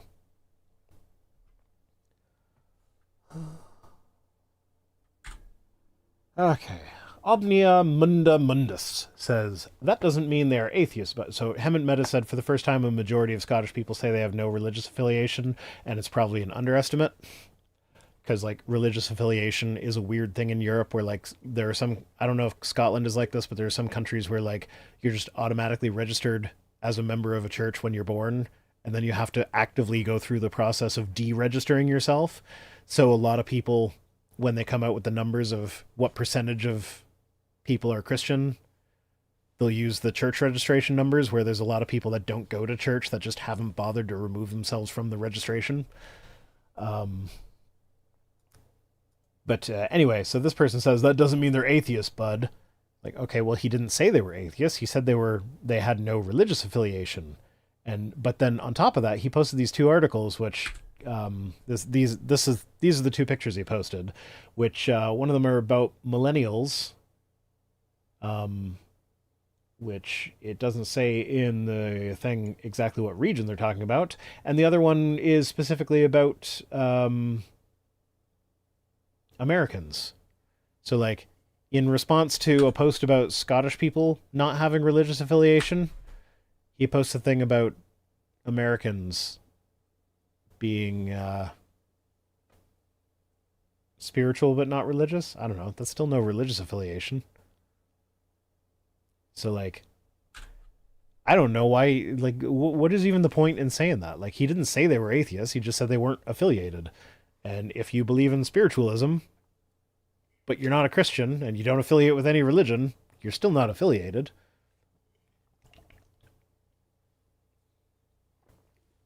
When even the news is not about the USA, it's about the USA. Yeah, indeed. Apparently people are saying Jimmy Snow is technically still a registered Mormon. I actually didn't know that. Rosina Keller says, you damn millennials are ruining everything holy. Or ruining everything holy. Yeah. We're destroying the church with avocado toast.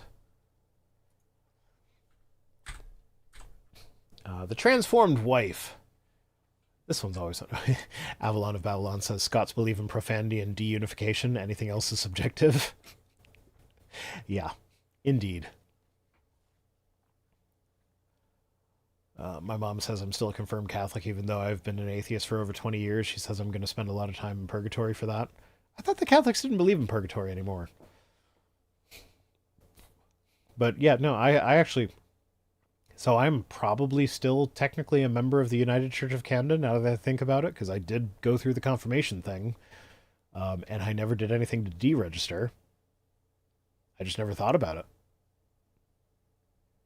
So, like, it's possible that I'm still technically a Christian when you look at the numbers. But I don't know. Anyway, Transformed Wife says there's not one place from Genesis 1:1 to the close of Revelation 22 where God told you that in your time of need, turn to a psychiatrist, right? He told you to turn to the Word of God and to the preaching of the Word of God and put faith in what God wrote in this book. That's right. And the more people that turn to shrinks and grief counselors and psychologists and psychiatrists, the more people are medicated, the more people are suicidal, the more people are killing other people. Come on, we've tried that for 2 generations now. It's a disaster. Fuck you, Transformed Wife. Like, fuck your face. That's no. Like, oh, like seriously, like my kids, like, going to grief counselors and therapy and shit when they lost their mother was super duper helpful and is still super duper helpful. So, like, why would you be against that? Why would you be against going to people, like going to professionals who can help people process grief and loss and stuff? I don't know. That's just like, and being against psychiatrists. Like I said, I have a kid who was recently diagnosed with autism. That is super helpful because now we know strategies that we can use to help her or help them cope with challenges that they face in life. And we know what kind of accommodations they need now, as opposed to, people are complaining about lag. Yeah, I could see that. My computer's been acting up. When I talked about the OBS problems I was having earlier, it would not surprise me if it was based in something going on with my computer rather than OBS being the issue, because there have been stability issues in a number of things. So, yeah. Yeah, no, and like medication, like I'm on medication for ADHD. I have a kid that's on medication for mental health related reasons. And it's been incredibly helpful. My partner is on all sorts of new medications now that there's a diabetes diagnosis, but there was other medication going on as well. Like, medications prevent suicide in a lot of cases. So, like, I'm not saying that if you have suicidal ideation, a pill is going to fix it. But there's a non-zero chance that a pill will maybe not fix it, but make it better. Katini says, just out of curiosity, is anyone seeing my Twitch chat posts? I see it. Fennec says, medication is why I'm fucking alive. Yeah, medication saves lives. End of story. And that's psychiatric medication included. Fight Mage Studio said, I'm late. Did I miss all the gay shit? There wasn't a whole lot of gay shit this time. We talked about me being bi-furious for a little while, but I didn't go into detail. Oh, well. Oh, yeah, Nick Fuentes. Yeah, okay. That was a lot of gay shit with Nick Fuentes because he is gay. And blaming it on the Israeli Defense Force. Rosina asked, do you have the OCD? I do not have the OCD. There are certain things that I have that the symptoms overlap with OCD, but mine don't raise to the level where it would be considered OCD. Like germophobia. My partner's kids, one of them slept in our bed last night, and I haven't had a chance to today, but I desperately want to, like, wash all of our bedding on the sanitized setting because kids are gross and they're full of snot and the snot gets everywhere and I hate it. And, like, this is not, like, love the kids, hate the snot. Fucking hate snot. And they're at the age where it's, and on top of that, he's like, this particular one is allergic to everything. So, like, If you open a window, he'll sneeze. If he touches a plant, he will sneeze. If he breathes the air, he'll sneeze. So, like, it's perma-snot everywhere. It's so gross. Lubalar says kids are adorable little germ factories. Yeah, absolutely. So yeah, and yeah, I've Sean Helfin says I've been there. I'm so sorry for him. Yeah, no, I feel the sympathy for him, but as soon as he's like he's like they're with their dad for 5 days, so now I'm like I want to wash all of my bedding on sanitization settings so it like burns away all the germs and so like that is something that is symptomatic for OCD, but that's also an autism and ADHD thing. And for me, it doesn't rise to the level that would be required to meet the diagnostic criteria for OCD. So no, I don't have OCD. Anyway, yeah, transformed wife is a piece of shit. Trent Horn says children are okay. So he's posting a screenshot of Beat the Cult said all children are born atheists. Lilith says exactly. Oh, well. Atheism is the default state of humans. So that's OCD if you understand it's irrational and want to sanitize the sheets. OCPD if you think it's beneficial to sanitize. I mean, what if it's both? I don't know. But I have the urge to do it, but it's not like an irresistible or like I didn't have time to do it tonight. I'm going to be able to sleep in my bed tonight knowing that I wish I would have sanitized them. And Fennec is saying OCD has more to it than just icky germs. Yes, I know that. Actually, so oldest is new diagnosis with autism. They have been assessed for OCD in the past. I am familiar with the OCD symptomology and how symptoms that overlap with autism and ADHD can often look the same, but don't rise to the level required to meet the diagnostic criteria for OCD. Whoa. So like I am familiar with the difference between them and how I can have things that look like OCD but it's actually not because it doesn't affect my life in the same way that it would if it was OCD. Lady Merlin says my medications got me through a turbulent time in my life. Now that I'm transitioning and I'm on estrogen, I don't need as much medication. I'm glad to hear that. Yeah. Turns out when you treat gender dysphoria with gender affirming care, it's good for your mental health.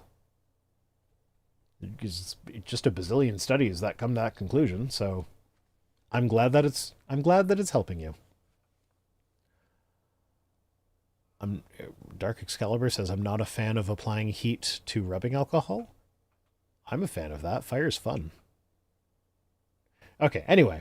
All children are born atheists, says Beat the Cult. Lilith replies with exactly atheism is the default state of humans. I disagree. I get the whole rocks are atheists because atheism just a lack of belief in God, blah, blah, and rocks don't believe in God. They lack that belief, whatever. Okay, I understand that position, and I don't disagree per se. However, I would say that atheism is more about like, yes, it's a lack of a belief in the sense that, like, if you show me sufficient evidence to believe in God, I will then start believing in God. But I don't think you're technically an atheist until you have been presented with the idea of God and then been like, yeah, but I don't believe that claim. You need to support that claim. So, yeah, a kid might technically be an atheist by default, but I don't think it really counts for anything until they have had the, like, oh, God is a thing that exists. What do you mean God exists? That doesn't make any sense. I don't believe you. Okay, now you're actually an atheist. And I get that there are different definitions and they're valid in different contexts and with different purposes. I get that. But that's kind of where I land on that. It's like, yes, it's a rejection of the claim, but like a rejection of the claim after you've encountered the claim. Because, like, I'm sure there's a word to describe someone who doesn't believe a claim that I've never heard before, that I wouldn't even know what to call myself to say that I don't believe in that thing. But, like, until I'm exposed to that claim, does that word really apply? Because I can't say that I don't believe in this thing that I've never heard of before because I've never heard of it before. I don't know. But anyway, Trent Horn posted that picture saying, children are also born amoral and apolitical, but we expect them to grow out of those immature default states. Ergo, they should also grow out of atheism, especially obnoxious Reddit Village 2004 atheism. So, yeah, no, I don't think that's the same thing at all. Like, again, keeping in mind that I disagree with these people about whether or not, like, babies should be considered atheists, I'm not sure that that would apply with amoral and apolitical in the same sense, because, like, babies have a sense of empathy from very early. Yeah, and it's different for different kids. But, and also apolitical, again, like, that would line up with your, the values that you hold. Now, whether that's nature or nurture, but, like, you know, you could grow up in a household that never discusses anything to do with politics, and then when you start to learn about politics, you will fall into one category or another just because that's the category that lines up with your values. So, like, it's not quite the same thing, because atheism is just like, yeah, no, you claimed that this thing exists, and I don't see any reason to believe that. Whereas political is like, my values best align with this political party. So, like, it's a different thing. Oh, whoa. Oh, Naramdaputs just became a channel member. Oh, is a member for 9 months. Like, yeah, I thought you were already a member. It says, all children are born illiterate. That is true. But is illiterate even a meaningful concept for a child that does not have the capacity to understand words? Would you call... no. Like, would you call a baby illiterate? Like, that's actually a good point in this debate. Babies have very strong opinions on trickle-down economics. Trickle that boob juice right into my face. Don't clip that. Please. Definitely don't clip that. Yes, but anyway, going back to... what was it Naramdaput said? All children are born illiterate. So, like, yeah, that's technically true. Children are born without the ability to read. But would we use the label illiterate to describe a baby who does not have the mental capacity to even understand what a letter is, much less how to string them together into a coherent thought? Mark Fernkopf says, don't clip it, make fan art of it instead. I don't think that fan art will make it onto the channel. Yeah, so Swarmofrat says, yes, babies are illiterate. Yeah, I'm not disagreeing with the idea that they are illiterate. I'm just saying, is that a useful label for a baby? Because we all understand that a baby just doesn't have the capacity to understand language in general, much less written language. So, like, to label a baby illiterate is just not helpful. It's not until they get to a point where they have the mental capacity to understand what words are and understand alphabets and how they relate to the sounds that they're making and the language that they speak. That's when illiterate becomes a useful word to use to describe someone who should be able to read but can't. So atheist, in, like, using this kind of a as an analogy, an atheist is someone who is capable of understanding the concept of a God, what you mean by God, and doesn't believe it. Although, I imagine the apologists will take that and be like, yeah, but, you know, with literacy, you learn it, and you learn the correct way to do it, and so now you learn how to read, so being an atheist, you should learn how to not be an atheist as you get older. And that's kind of what he's saying here, but, like, ergo, they should also grow out of atheism, especially. So, atheism being the default state is not the reason to be an atheist. The reason to be an atheist is because when somebody says, hey, I believe that a God exists, and these are the attributes that God has, I can look at those attributes and be like, I don't see how a God existing with those attributes is something that makes sense given what we know about the universe. And so that's where that's where I fall on that. And I have a video on my channel that makes the positive case for atheism. It's like where because my position is like the lacktheism that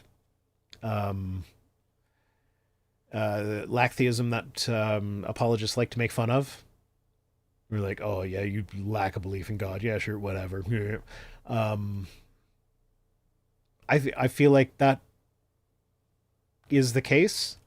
Like that's a valid thing. But then when someone presents you with a case for God, if you want to, like, it's perfectly valid just to be like, I don't believe you, and you don't have to provide a reason for it. But as a YouTuber who, like, my whole job is around, like, providing reasons for why I don't believe what I don't believe, it would be weird for me to not do that. So I have a video where I'm like, okay, here is the way the Christian God is described by the Bible, and here's why that doesn't work. Like, why I don't believe that, like, even just using the Bible, like, because like the Bible says God is love, and the Bible also gives a definition of love that doesn't match with the characteristics that it ascribes to God. So, like, I can then use that to say, like, well, here's why I don't believe in the God of Christianity, because it's just inconsistent. And so really what it comes down to is, the whole burden of proof discussion, I feel, is kind of a red herring. Like, do atheists have the burden of proof, or do religious people? Well, it depends who's making the claim. Is the atheist claiming that there is no God, or is the religious person claiming that there is a God? Because, like, both of those are claims. So which one is making the claim in this instance, or whatever? Like, no, fuck all that noise. It's only useful in the sense that, like, it only matters who has the burden of proof if you actually care about convincing the person you are talking to. If you care about convincing the person that you are talking to that your position is correct, then you have the burden of proof, whether you're the atheist or the theist. If you're an atheist and you want the theist to come to accept the fact that their God does not exist, you have the burden of proof to show that their God does not exist. If you are a theist and you want to convert the atheist to Christianity because you care about saving their soul or whatever the fuck, then you now have the burden of proof to convince them. And what will convince someone is different for every person. It's completely subjective. So, like, I don't know. Atheism is a null hypothesis. It can't have the burden of proof, the watering hole. Yet that depends on how it's framed. Like, if we're talking about if we're talking about a formal philosophical debate, then depending on the proposition, if the proposition is no gods exist, then yes, atheism, when framed in that way, does have the burden of proof. But that's my point here, is that burden of proof is something that it only really matters in, like, formal debate settings. If you're just talking about talking to people and trying to convince them of your position, then whoever actually cares about convincing the other person is the person who has the burden of proof. Not because of the rules of formal debate, because who the fuck cares? You're not in a formal debate most times. It's just about, do I actually care about convincing you? Or am I just explaining to you why I am not convinced by you and you are trying to convince me? So, like, this whole debate about who has the burden of proof, I think, is a huge red herring that it does a disservice to both sides. I keep seeing people telling other people in the chat that things are cute. And I'm missing the things that are actually cute. And I like cute things, so I'm kind of upset about that. I'm sure I'll see it when I'm editing. Okay, Olivia's saying that would be like trying to disprove Godzilla or werewolves or invisible unicorns. We can't. They have to prove they exist. Yeah, but that's the thing. So if someone actually cares about convincing me that Godzilla exists, then yeah, no, I don't have the burden of proof. They have to give me evidence that Godzilla actually exists. But if I'm going out in the world and I'm trying to find people who believe in Godzilla and convince them otherwise, that like, no, you're wrong for believing in Godzilla, then it doesn't matter that, like, technically speaking, they're the ones making the claim. If I, like, just functionally speaking, not technically correct, just functionally, in everyday conversation, if I care about convincing them that Godzilla is not real, then it's on me to convince them that Godzilla is not real. It's not on, like, if I go up to someone and say, Godzilla is not real because, I can't prove a negative by saying Godzilla is not real, so you have to prove to me that he is real, otherwise by default you lose. That's just not useful in everyday conversation. In a formal debate setting, absolutely. You want to debate the existence of a Godzilla? I'm not going to even entertain that the proposition Godzilla does not exist is a reasonable debate to have. It's the person that wants to prove that Godzilla does exist that should be the one making the claim. And in a formal debate setting, I would say the same thing about God. But in everyday conversation, that's not what matters. Anyway. Yeah, that's... What? Godzilla's not real, says Mizotaku. But, yeah, actually, no, this is actually a great debate in this, because, like, who has the burden of proof in explaining, like, if there was a formal debate about whether an atheist has a burden of proof or not? Who has the burden of proof in that debate? I don't know, and I don't care, because I am here trying to convince you that it doesn't matter in everyday, just normal conversation like we're having now. So whatever the formal debate setting would be, doesn't matter for this. I am trying to convince you of my position. So I am explaining my position in a way that I hope would convince you. Now, if I don't provide you with enough that you do actually find convincing, if I don't provide you with enough stuff that supports my position that you are convinced, then I have failed to convince you. And that's the result of the conversation. Now, in this thing, I don't think it actually matters. It's a completely academic discussion that, like, it doesn't really have an impact here. But, like, my point is that this is an informal setting where burden of proof doesn't really come to bear on it. It's just, I'm trying to convince you of my position, you're trying to convince me of yours. So we have a discussion, we hammer it out, and hopefully at the end of the discussion, someone's willing to change their mind. And if not, we just agree to disagree. Anyway, I've got more tweets, I think. Frank Turek says, you can love someone and not approve of what they do. In fact, it's required. I mean, every parent knows this. Every parent understands that if you approve of everything your child wants to do, you're not loving. So the difference here, though, I think we all know he's talking about LGBTQ people and the whole love the sinner, hate the sin thing. He's trying to explain that away. But the difference is, when I don't approve of something that my kids are doing, and I am correcting that behavior in a loving way, that is because I can see the long term or whatever. That, like, if they're eating candy for dinner every day, that's not going to be good for their health. So I can see that, and they might not understand that. So, I can disapprove of that and still be loving. Whereas all of the evidence regarding LGBTQ people, like whether it be gay, bisexual, trans, lesbian, all of it, all of the evidence suggests that being affirming, saying, hey, it's okay for you to love who you love, it's okay for you to have a gender identity that doesn't match up with your sex assigned at birth, all that's okay. All of the evidence says that being affirming in all of these things has the best outcomes across the board. In fact, the children of gay parents do better in school, according to some studies. Like, all the studies that have been done, it's been shown there's either no difference or the kids of gay parents do better in school. So, like, it's not a huge difference, but if we're just taking it at face value, and we're worried about the welfare of the children, won't somebody please think of the children, then we should be taking the kids away from the straights and giving them to the gays. Because that's better for the kids. They do better in school. It's not significant enough that I actually think that that is a thing that should be done. But, like, if we're going to pretend that we actually care about outcomes here, that is the best outcome. So, yeah.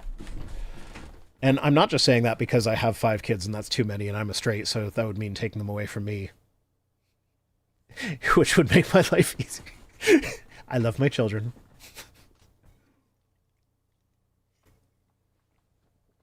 Dark Excalibur says someone should have given me to gay parents. Yeah, straight parents can suck sometimes, and I'm sorry for those of you who had parents who sucked. I mean, I'm sure gay parents can suck sometimes too. I mean, there's a sucking dick joke in there at some point, but straight parents do that sometimes too. I would hope. Anyway, this is just Frank trying to justify the love the sin, hate the sin, or no, yeah. I accidentally said it the way that they actually do it. No, it's the hate the sin, love the sinner thing. It's like, it's bullshit. Like, and I've said this on my main channel. My relationship with my kids is way too important to me to be ruined by what the genitals of the person that they are attracted to are.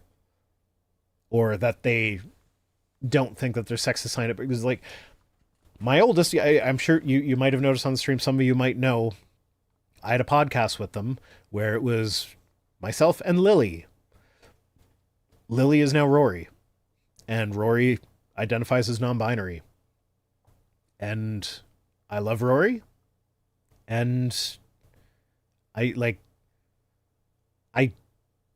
just don't see how, like, them wanting to, like, them not feeling like being a girl is who they are, and them feeling like, and like as part of that, changing their name to Rory from Lily just to match, because that's more of a gender neutral name. Like, that's not important. Like, I love my kids, and I don't care. That, like, I mean, I do care in the sense that, like, I want them to have a good life and be fulfilled. But, like, if being fulfilled means, like, yeah, I chose the name Lily when she was a baby, when they were a baby, because I liked that name and I thought it was cute and it suited them. And we did this thing where we planted lilies when they were born, and we've taken a picture of Lily with the lilies every year until now. And Rory is going to still want to do that, even though Rory is no longer Lily. But, like, yeah, no, that was the name that I chose for her when she didn't have, or when they didn't have,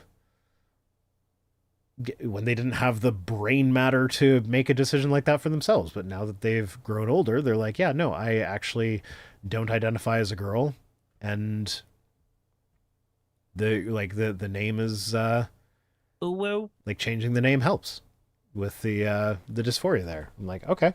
Then I'll change the name. I like the name Rory. Rory is in Rory Williams /Pond. No. It was, not sure why they chose the name Rory, but, like, they're old enough that it's like, no, if you don't like the name I gave you, well, I'm pretty sure they do like the name that I gave them. They just don't feel like it suits them. It's like, okay, that's fine. It's just a name. I care more about you than I care about your name. So, like, fine, go for it. So, like, I don't understand the mentality of, like, I would get mad at my kid for being a gender identity or a sexual orientation other than the one that I am. Like, I don't get that. So, yeah, getting a lot of hearts with the gender fluid, bisexual, non-binary, and gay pride flags in there. So, yeah, thanks for that, Cirrus Chat. Yeah, Rory also, they have not shown very much romantic interest whatsoever. It would not surprise me if they were ace. It also would not surprise me if they were lesbian. Well, yeah, depending on how their gender shakes out, whatever the label might change, but, like, not into people with penises. And I honestly can't say that I, like, that's not, it's not even entered the equation of, like, how I should relate to them. Like, it's my child. I will love my child because they are my child. Whatever makes them feel happy and satisfied in life is what I want for them. So, like, if they never want to have a romantic partner because they're ace, great. Never have a romantic partner. I will be happy with that. If they want to have one that they're both assigned female at birth, that's also fine. But anyway. Duct Tape Jape says, I can understand not being into dicks. I'm the same way. Yeah, I get it. Although, like I've said many times, which is what made my partner, one of the things that made my partner think I might be bi-curious is that, like, I'm not, there's nothing, like, distasteful about the dick per se. It's more that, like, my picture of men in general is like, no, men just suck. Why would I want to date with one of them? But it's all academic at this point because I'm partnered off with someone that doesn't have a dick. Anyway, okay, so this one I chose not because of what it says, because you all know that vaccines work and they don't cause autism and that this whole post is bullshit. But Frank Turek retweeted this. So, like, I'm not surprised that he has anti-vax sympathies. I am a little bit surprised that he was willing to put them on full display by retweeting that. Like, I'm not going to read the whole tweet, but it's basically some idiot trying to claim that vaccines cause autism, which, as someone who is coming to grips with the fact that I probably do have autism, I'm going to go ahead and say, not necessarily a bad thing. Like, yeah, it's not the same as not having autism, but, like, it doesn't make you less of a human. I'd rather have autism than die of the measles. Hello. Rosina says, "Be honest. You've been thought hard about spooning with Cersei. You've thought about spooning. I think Rosina's trying to. Okay, I'm gonna actually highlight this one. Yeah." So Rosina says, "Be honest. You've been thought hard about spooning with Cersei at least once. I think you're trying to say you've thought hard about spooning with Cersei at least once." Yeah, I think that was a couple weeks ago. There was that one guy that was like, it's not gay if there's no actual anal penetration. All they're doing is, like, just tickling the butthole with the tip of the penis. And so that led to a whole discussion of, like, we could be hot dogging it and we're still straight. So, yeah, there is record of us having conversations of that nature on this channel. Oh, Avalon of Babylon apparently missed that stream. Yeah, no, there was, it was some guy that was saying that, like, oh, homosexuality doesn't exist in nature, so it's not natural. And then someone responded with, like, well, actually, pretty much every mammal species we've ever observed has also been observed with homosexual behavior. And then his response to that was like, oh, no, they're not actually penetrating the anus. They're just, like, poking it with their dick. And so it's like, okay, it's not gay if I stimulate your anus with my dick. It's only gay if it goes in. So let's hot dog it. That's not gay. It's still straight if I'm just hot dogging it. That was a fun one. Sean Fulldark says, and also penguins. We don't talk about penguins. They're a bunch of degens. Penguins are gross. Like, really gross. And, like, not the homosexuality. Like, it's cute that there was a gay couple that raised an egg in a zoo. That's adorable. But, like, they're like little necrophiliacs. And that's not the worst of it. Penguins are gross.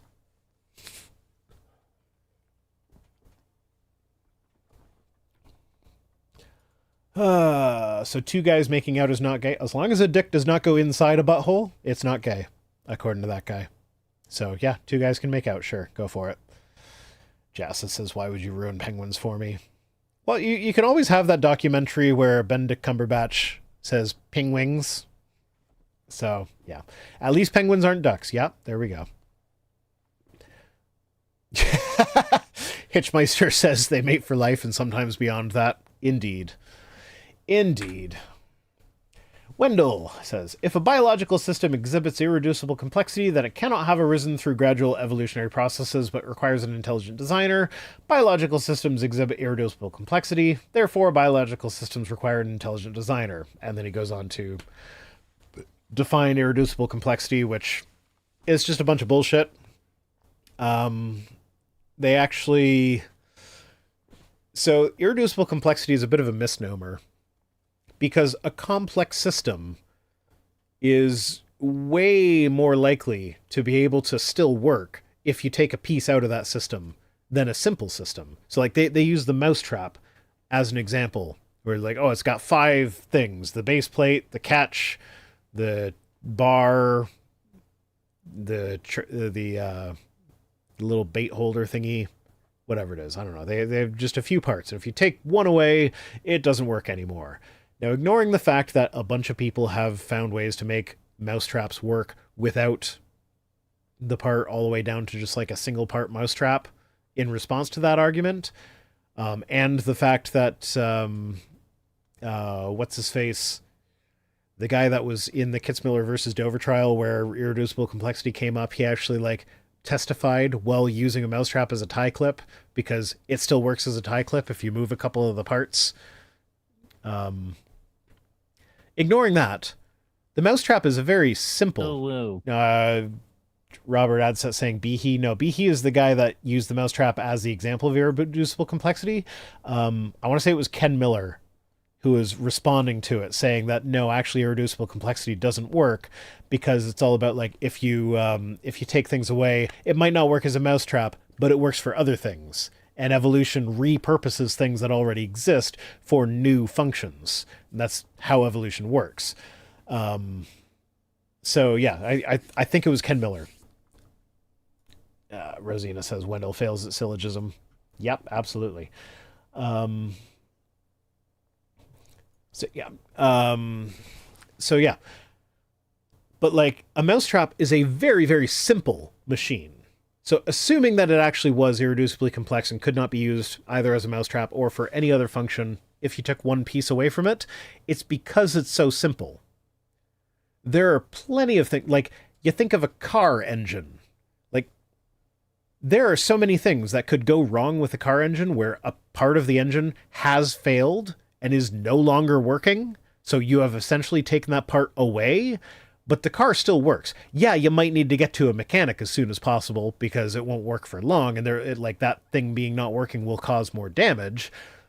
But like the more complex a system is, the more likely it will be that you can take one piece away from it and it'll still work. Anubian the 13 says Surf AFK. Yeah, he's sick right now, so he's recovering. So I'm streaming by myself. It's not just AFK. He's not going to be here. So if you don't like me, yeah, sorry. I'm what you get. So yeah, anyway, back to irreducible complexity. Yeah, so when you have a complex system, way more likely that you can take one piece out and it'll still work. It's a simple system that is more likely to be like you take one piece away, it is no longer going to work for anything. So the fact that they always go for things like the flagellar motor, which has all these intricate interwoven parts and whatever that all work together to produce this flagellum thing, is like, okay, yeah, but like if you take these parts away, then it can still do this other thing. Like one of the things that make up a flagellar motor is called a type 3 secretion system, which is a secretion system that does things other than rotate a flagellum. It secretes things because a part of the flagellar motor, which when you take it away from all the other stuff, still can serve a function. So the whole irreducible complexity argument is just backwards. They should be looking for something that is irreducibly simple. But the problem is when you break down biological components to to get to the point where it is actually irreducibly simple, you end up getting to very, very simple chemical reactions that happen all the damn time. So like you wind up with like cells being formed by like phospholipid membranes just forming a little bubble, which is just a thing that happens spontaneously when you put phospholipids in water. And phospholipids are a thing that would exist on the early Earth. So like, and Robert Adset says, heck, you can have engines that deliberately disable parts. Yeah, so the example that I've used for this in the past with regards to engines is spark plugs. Said if you take a spark plug out of your engine, it'll still work. It'll misfire every like fourth stroke or whatever, depending on how many cylinders are in your engine. But it will still work, minus one spark plug. And in fact, I don't think this still exists anymore, but like back in the 1950s, there was a thing you could get that was an air pump that like you could take a spark plug out of your engine and then plug this thing in and use your engine as an air compressor to like inflate a tire. So like if you had a flat tire that was just a slow leak or whatever, you could use like it would not be like it would take a fucking long time to do it because your engine's not designed to be an air compressor. And on top of that, there are probably some gas fumes in there that you don't necessarily want in your tires long term. But like in an emergency situation where you have a flat tire, but it was a slow leak, you could use it to inflate your tire to get to like a gas station to fix it properly. And like, that's not an intended use case of your engine, but now you take one part away and it has a different function. It is now an air compressor. So like that was a pretty cool example that I found out about.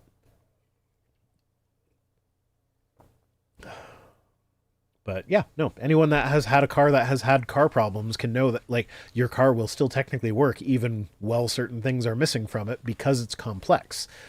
So like they need to find something simple. But the problem is when you get to simple, you get to easily reproducible chemical reactions that just aren't a problem. So, yeah. And I think this was the last tweet. Ooh, wait. Yeah, that's the last tweet.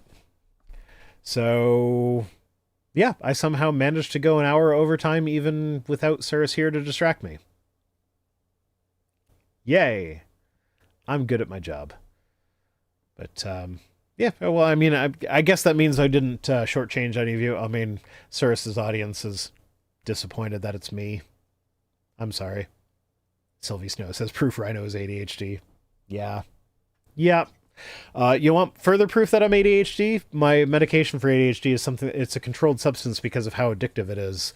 But I have like 6 extra bottles because I keep forgetting to take it. And then I get a text from the pharmacy being like, your prescription's ready for pickup. And I'm like, but I haven't finished the last one yet because I keep forgetting it. So, yeah. So if you're on Cirrus's side and you don't normally see me, you go to twitch.tv/ViceRhino or YouTube. I'm the watering hole on YouTube for this show in particular, but Vice Rhino, I respond to creationists and other religious claims. There's a Matt Powell response coming up, not this week. This week it's a guest video. John of Godless Engineer was kind enough to make a guest video for me about Jordan Peterson, which... given like there were family emergencies in my life recently that required me to take a lot of time off. And so John has kindly made a video for me so that I have something to put up this Friday. And I was able to like use the extra time that gave me to catch up on my normal work. And so this Friday is John. Next Friday is going to be a response to Matt Powell. And let me just say, I think Matt might have broken my record for the most sources that I've ever had in my description. Because, man, that source list is fucking long. It's so long.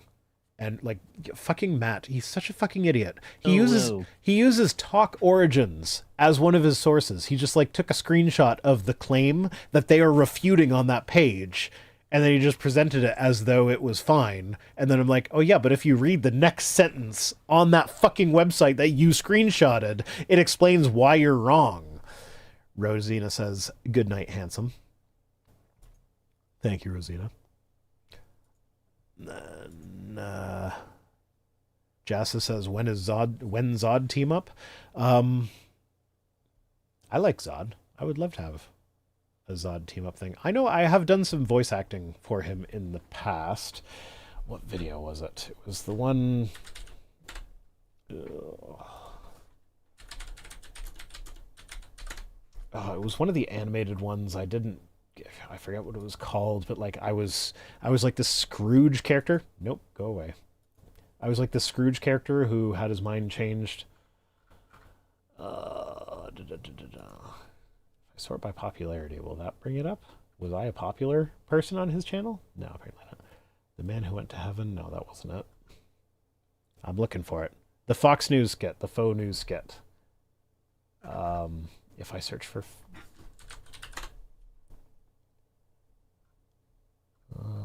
nope, it's not coming up if I search for faux spelled that way.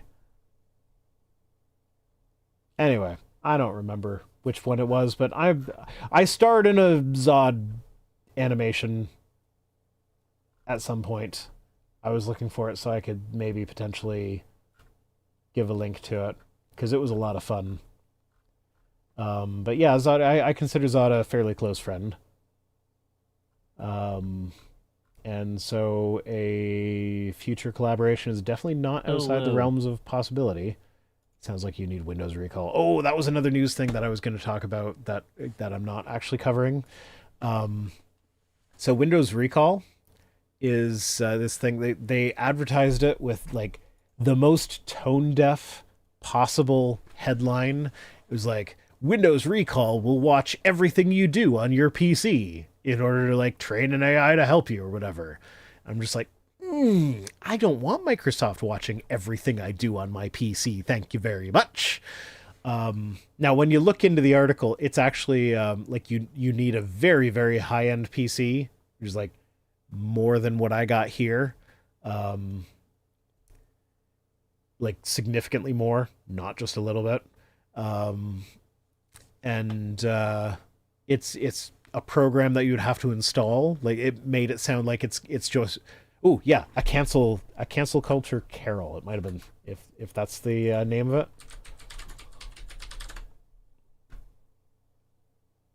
Cancel culture Carol. Yeah, that's it. Thank you for that. I am going to post that link in some of the chats, whichever chats I have open at the moment. I'm sorry, Cirrus's YouTube chat. I don't have you open. Let's see. Chat? Can I send a message? Yes, I can type a message.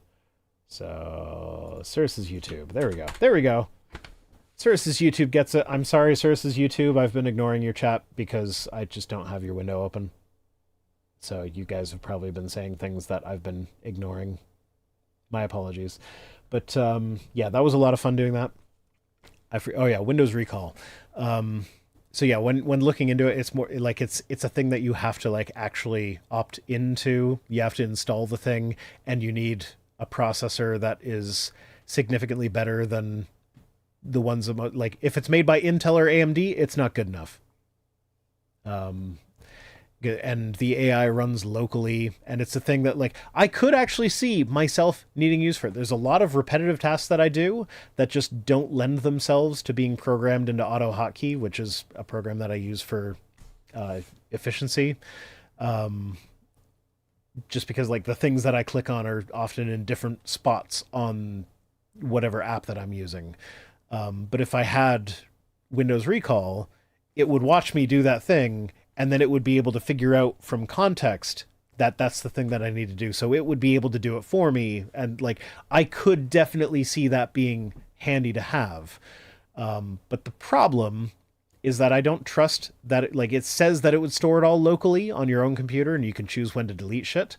I don't believe that for a second. I guarantee you a lot of that data is going back to Microsoft, because Microsoft, like, just having a Microsoft operating system, they're fucking spying on you. Guaranteed. So yeah, I have mixed feelings about Windows Recall. I feel like it could help me with productivity, and I don't really care if Microsoft knows what kind of porn I watch. Um, I mean, I kind of hate all the step porn that is showing up everywhere. It's annoying. But yeah. I've actually just switched to Firefox because Google has instituted new policies with Chrome that, like, you're just reading through them. I'm just like, no, that seems like massive privacy violations, and I don't want to consent to that. And I guess the thing I got to do is switch to Firefox. Because Firefox, I don't believe, is Chromium based. So, yeah, I am now a Firefox user for the most part. It's been mostly painless to switch over. Dark Excalibur says Vivaldi is the browser I trust the most now. I've heard of Vivaldi, but I don't remember much about it. Anubian says I use Opera GX. Opera GX is Chromium based, so I think that's going to still be affected by the recent Google update thing. I don't know. Firefox is one that I know that has broad compatibility and is not Chromium based. I don't know about Vivaldi. Yeah, Duct Tape Jape says, I'm not a huge fan of an AI-based screen recorder watching me type a bank password into a browser. Yeah, that's kind of my issue with it. Whereas, like, I could see how such a tool could be useful, but I need you to guarantee that it's staying completely 100% local. And I don't trust that Microsoft would actually be following through with such a guarantee. So, yeah. Anyway, that's it for tonight. As always, fuck off.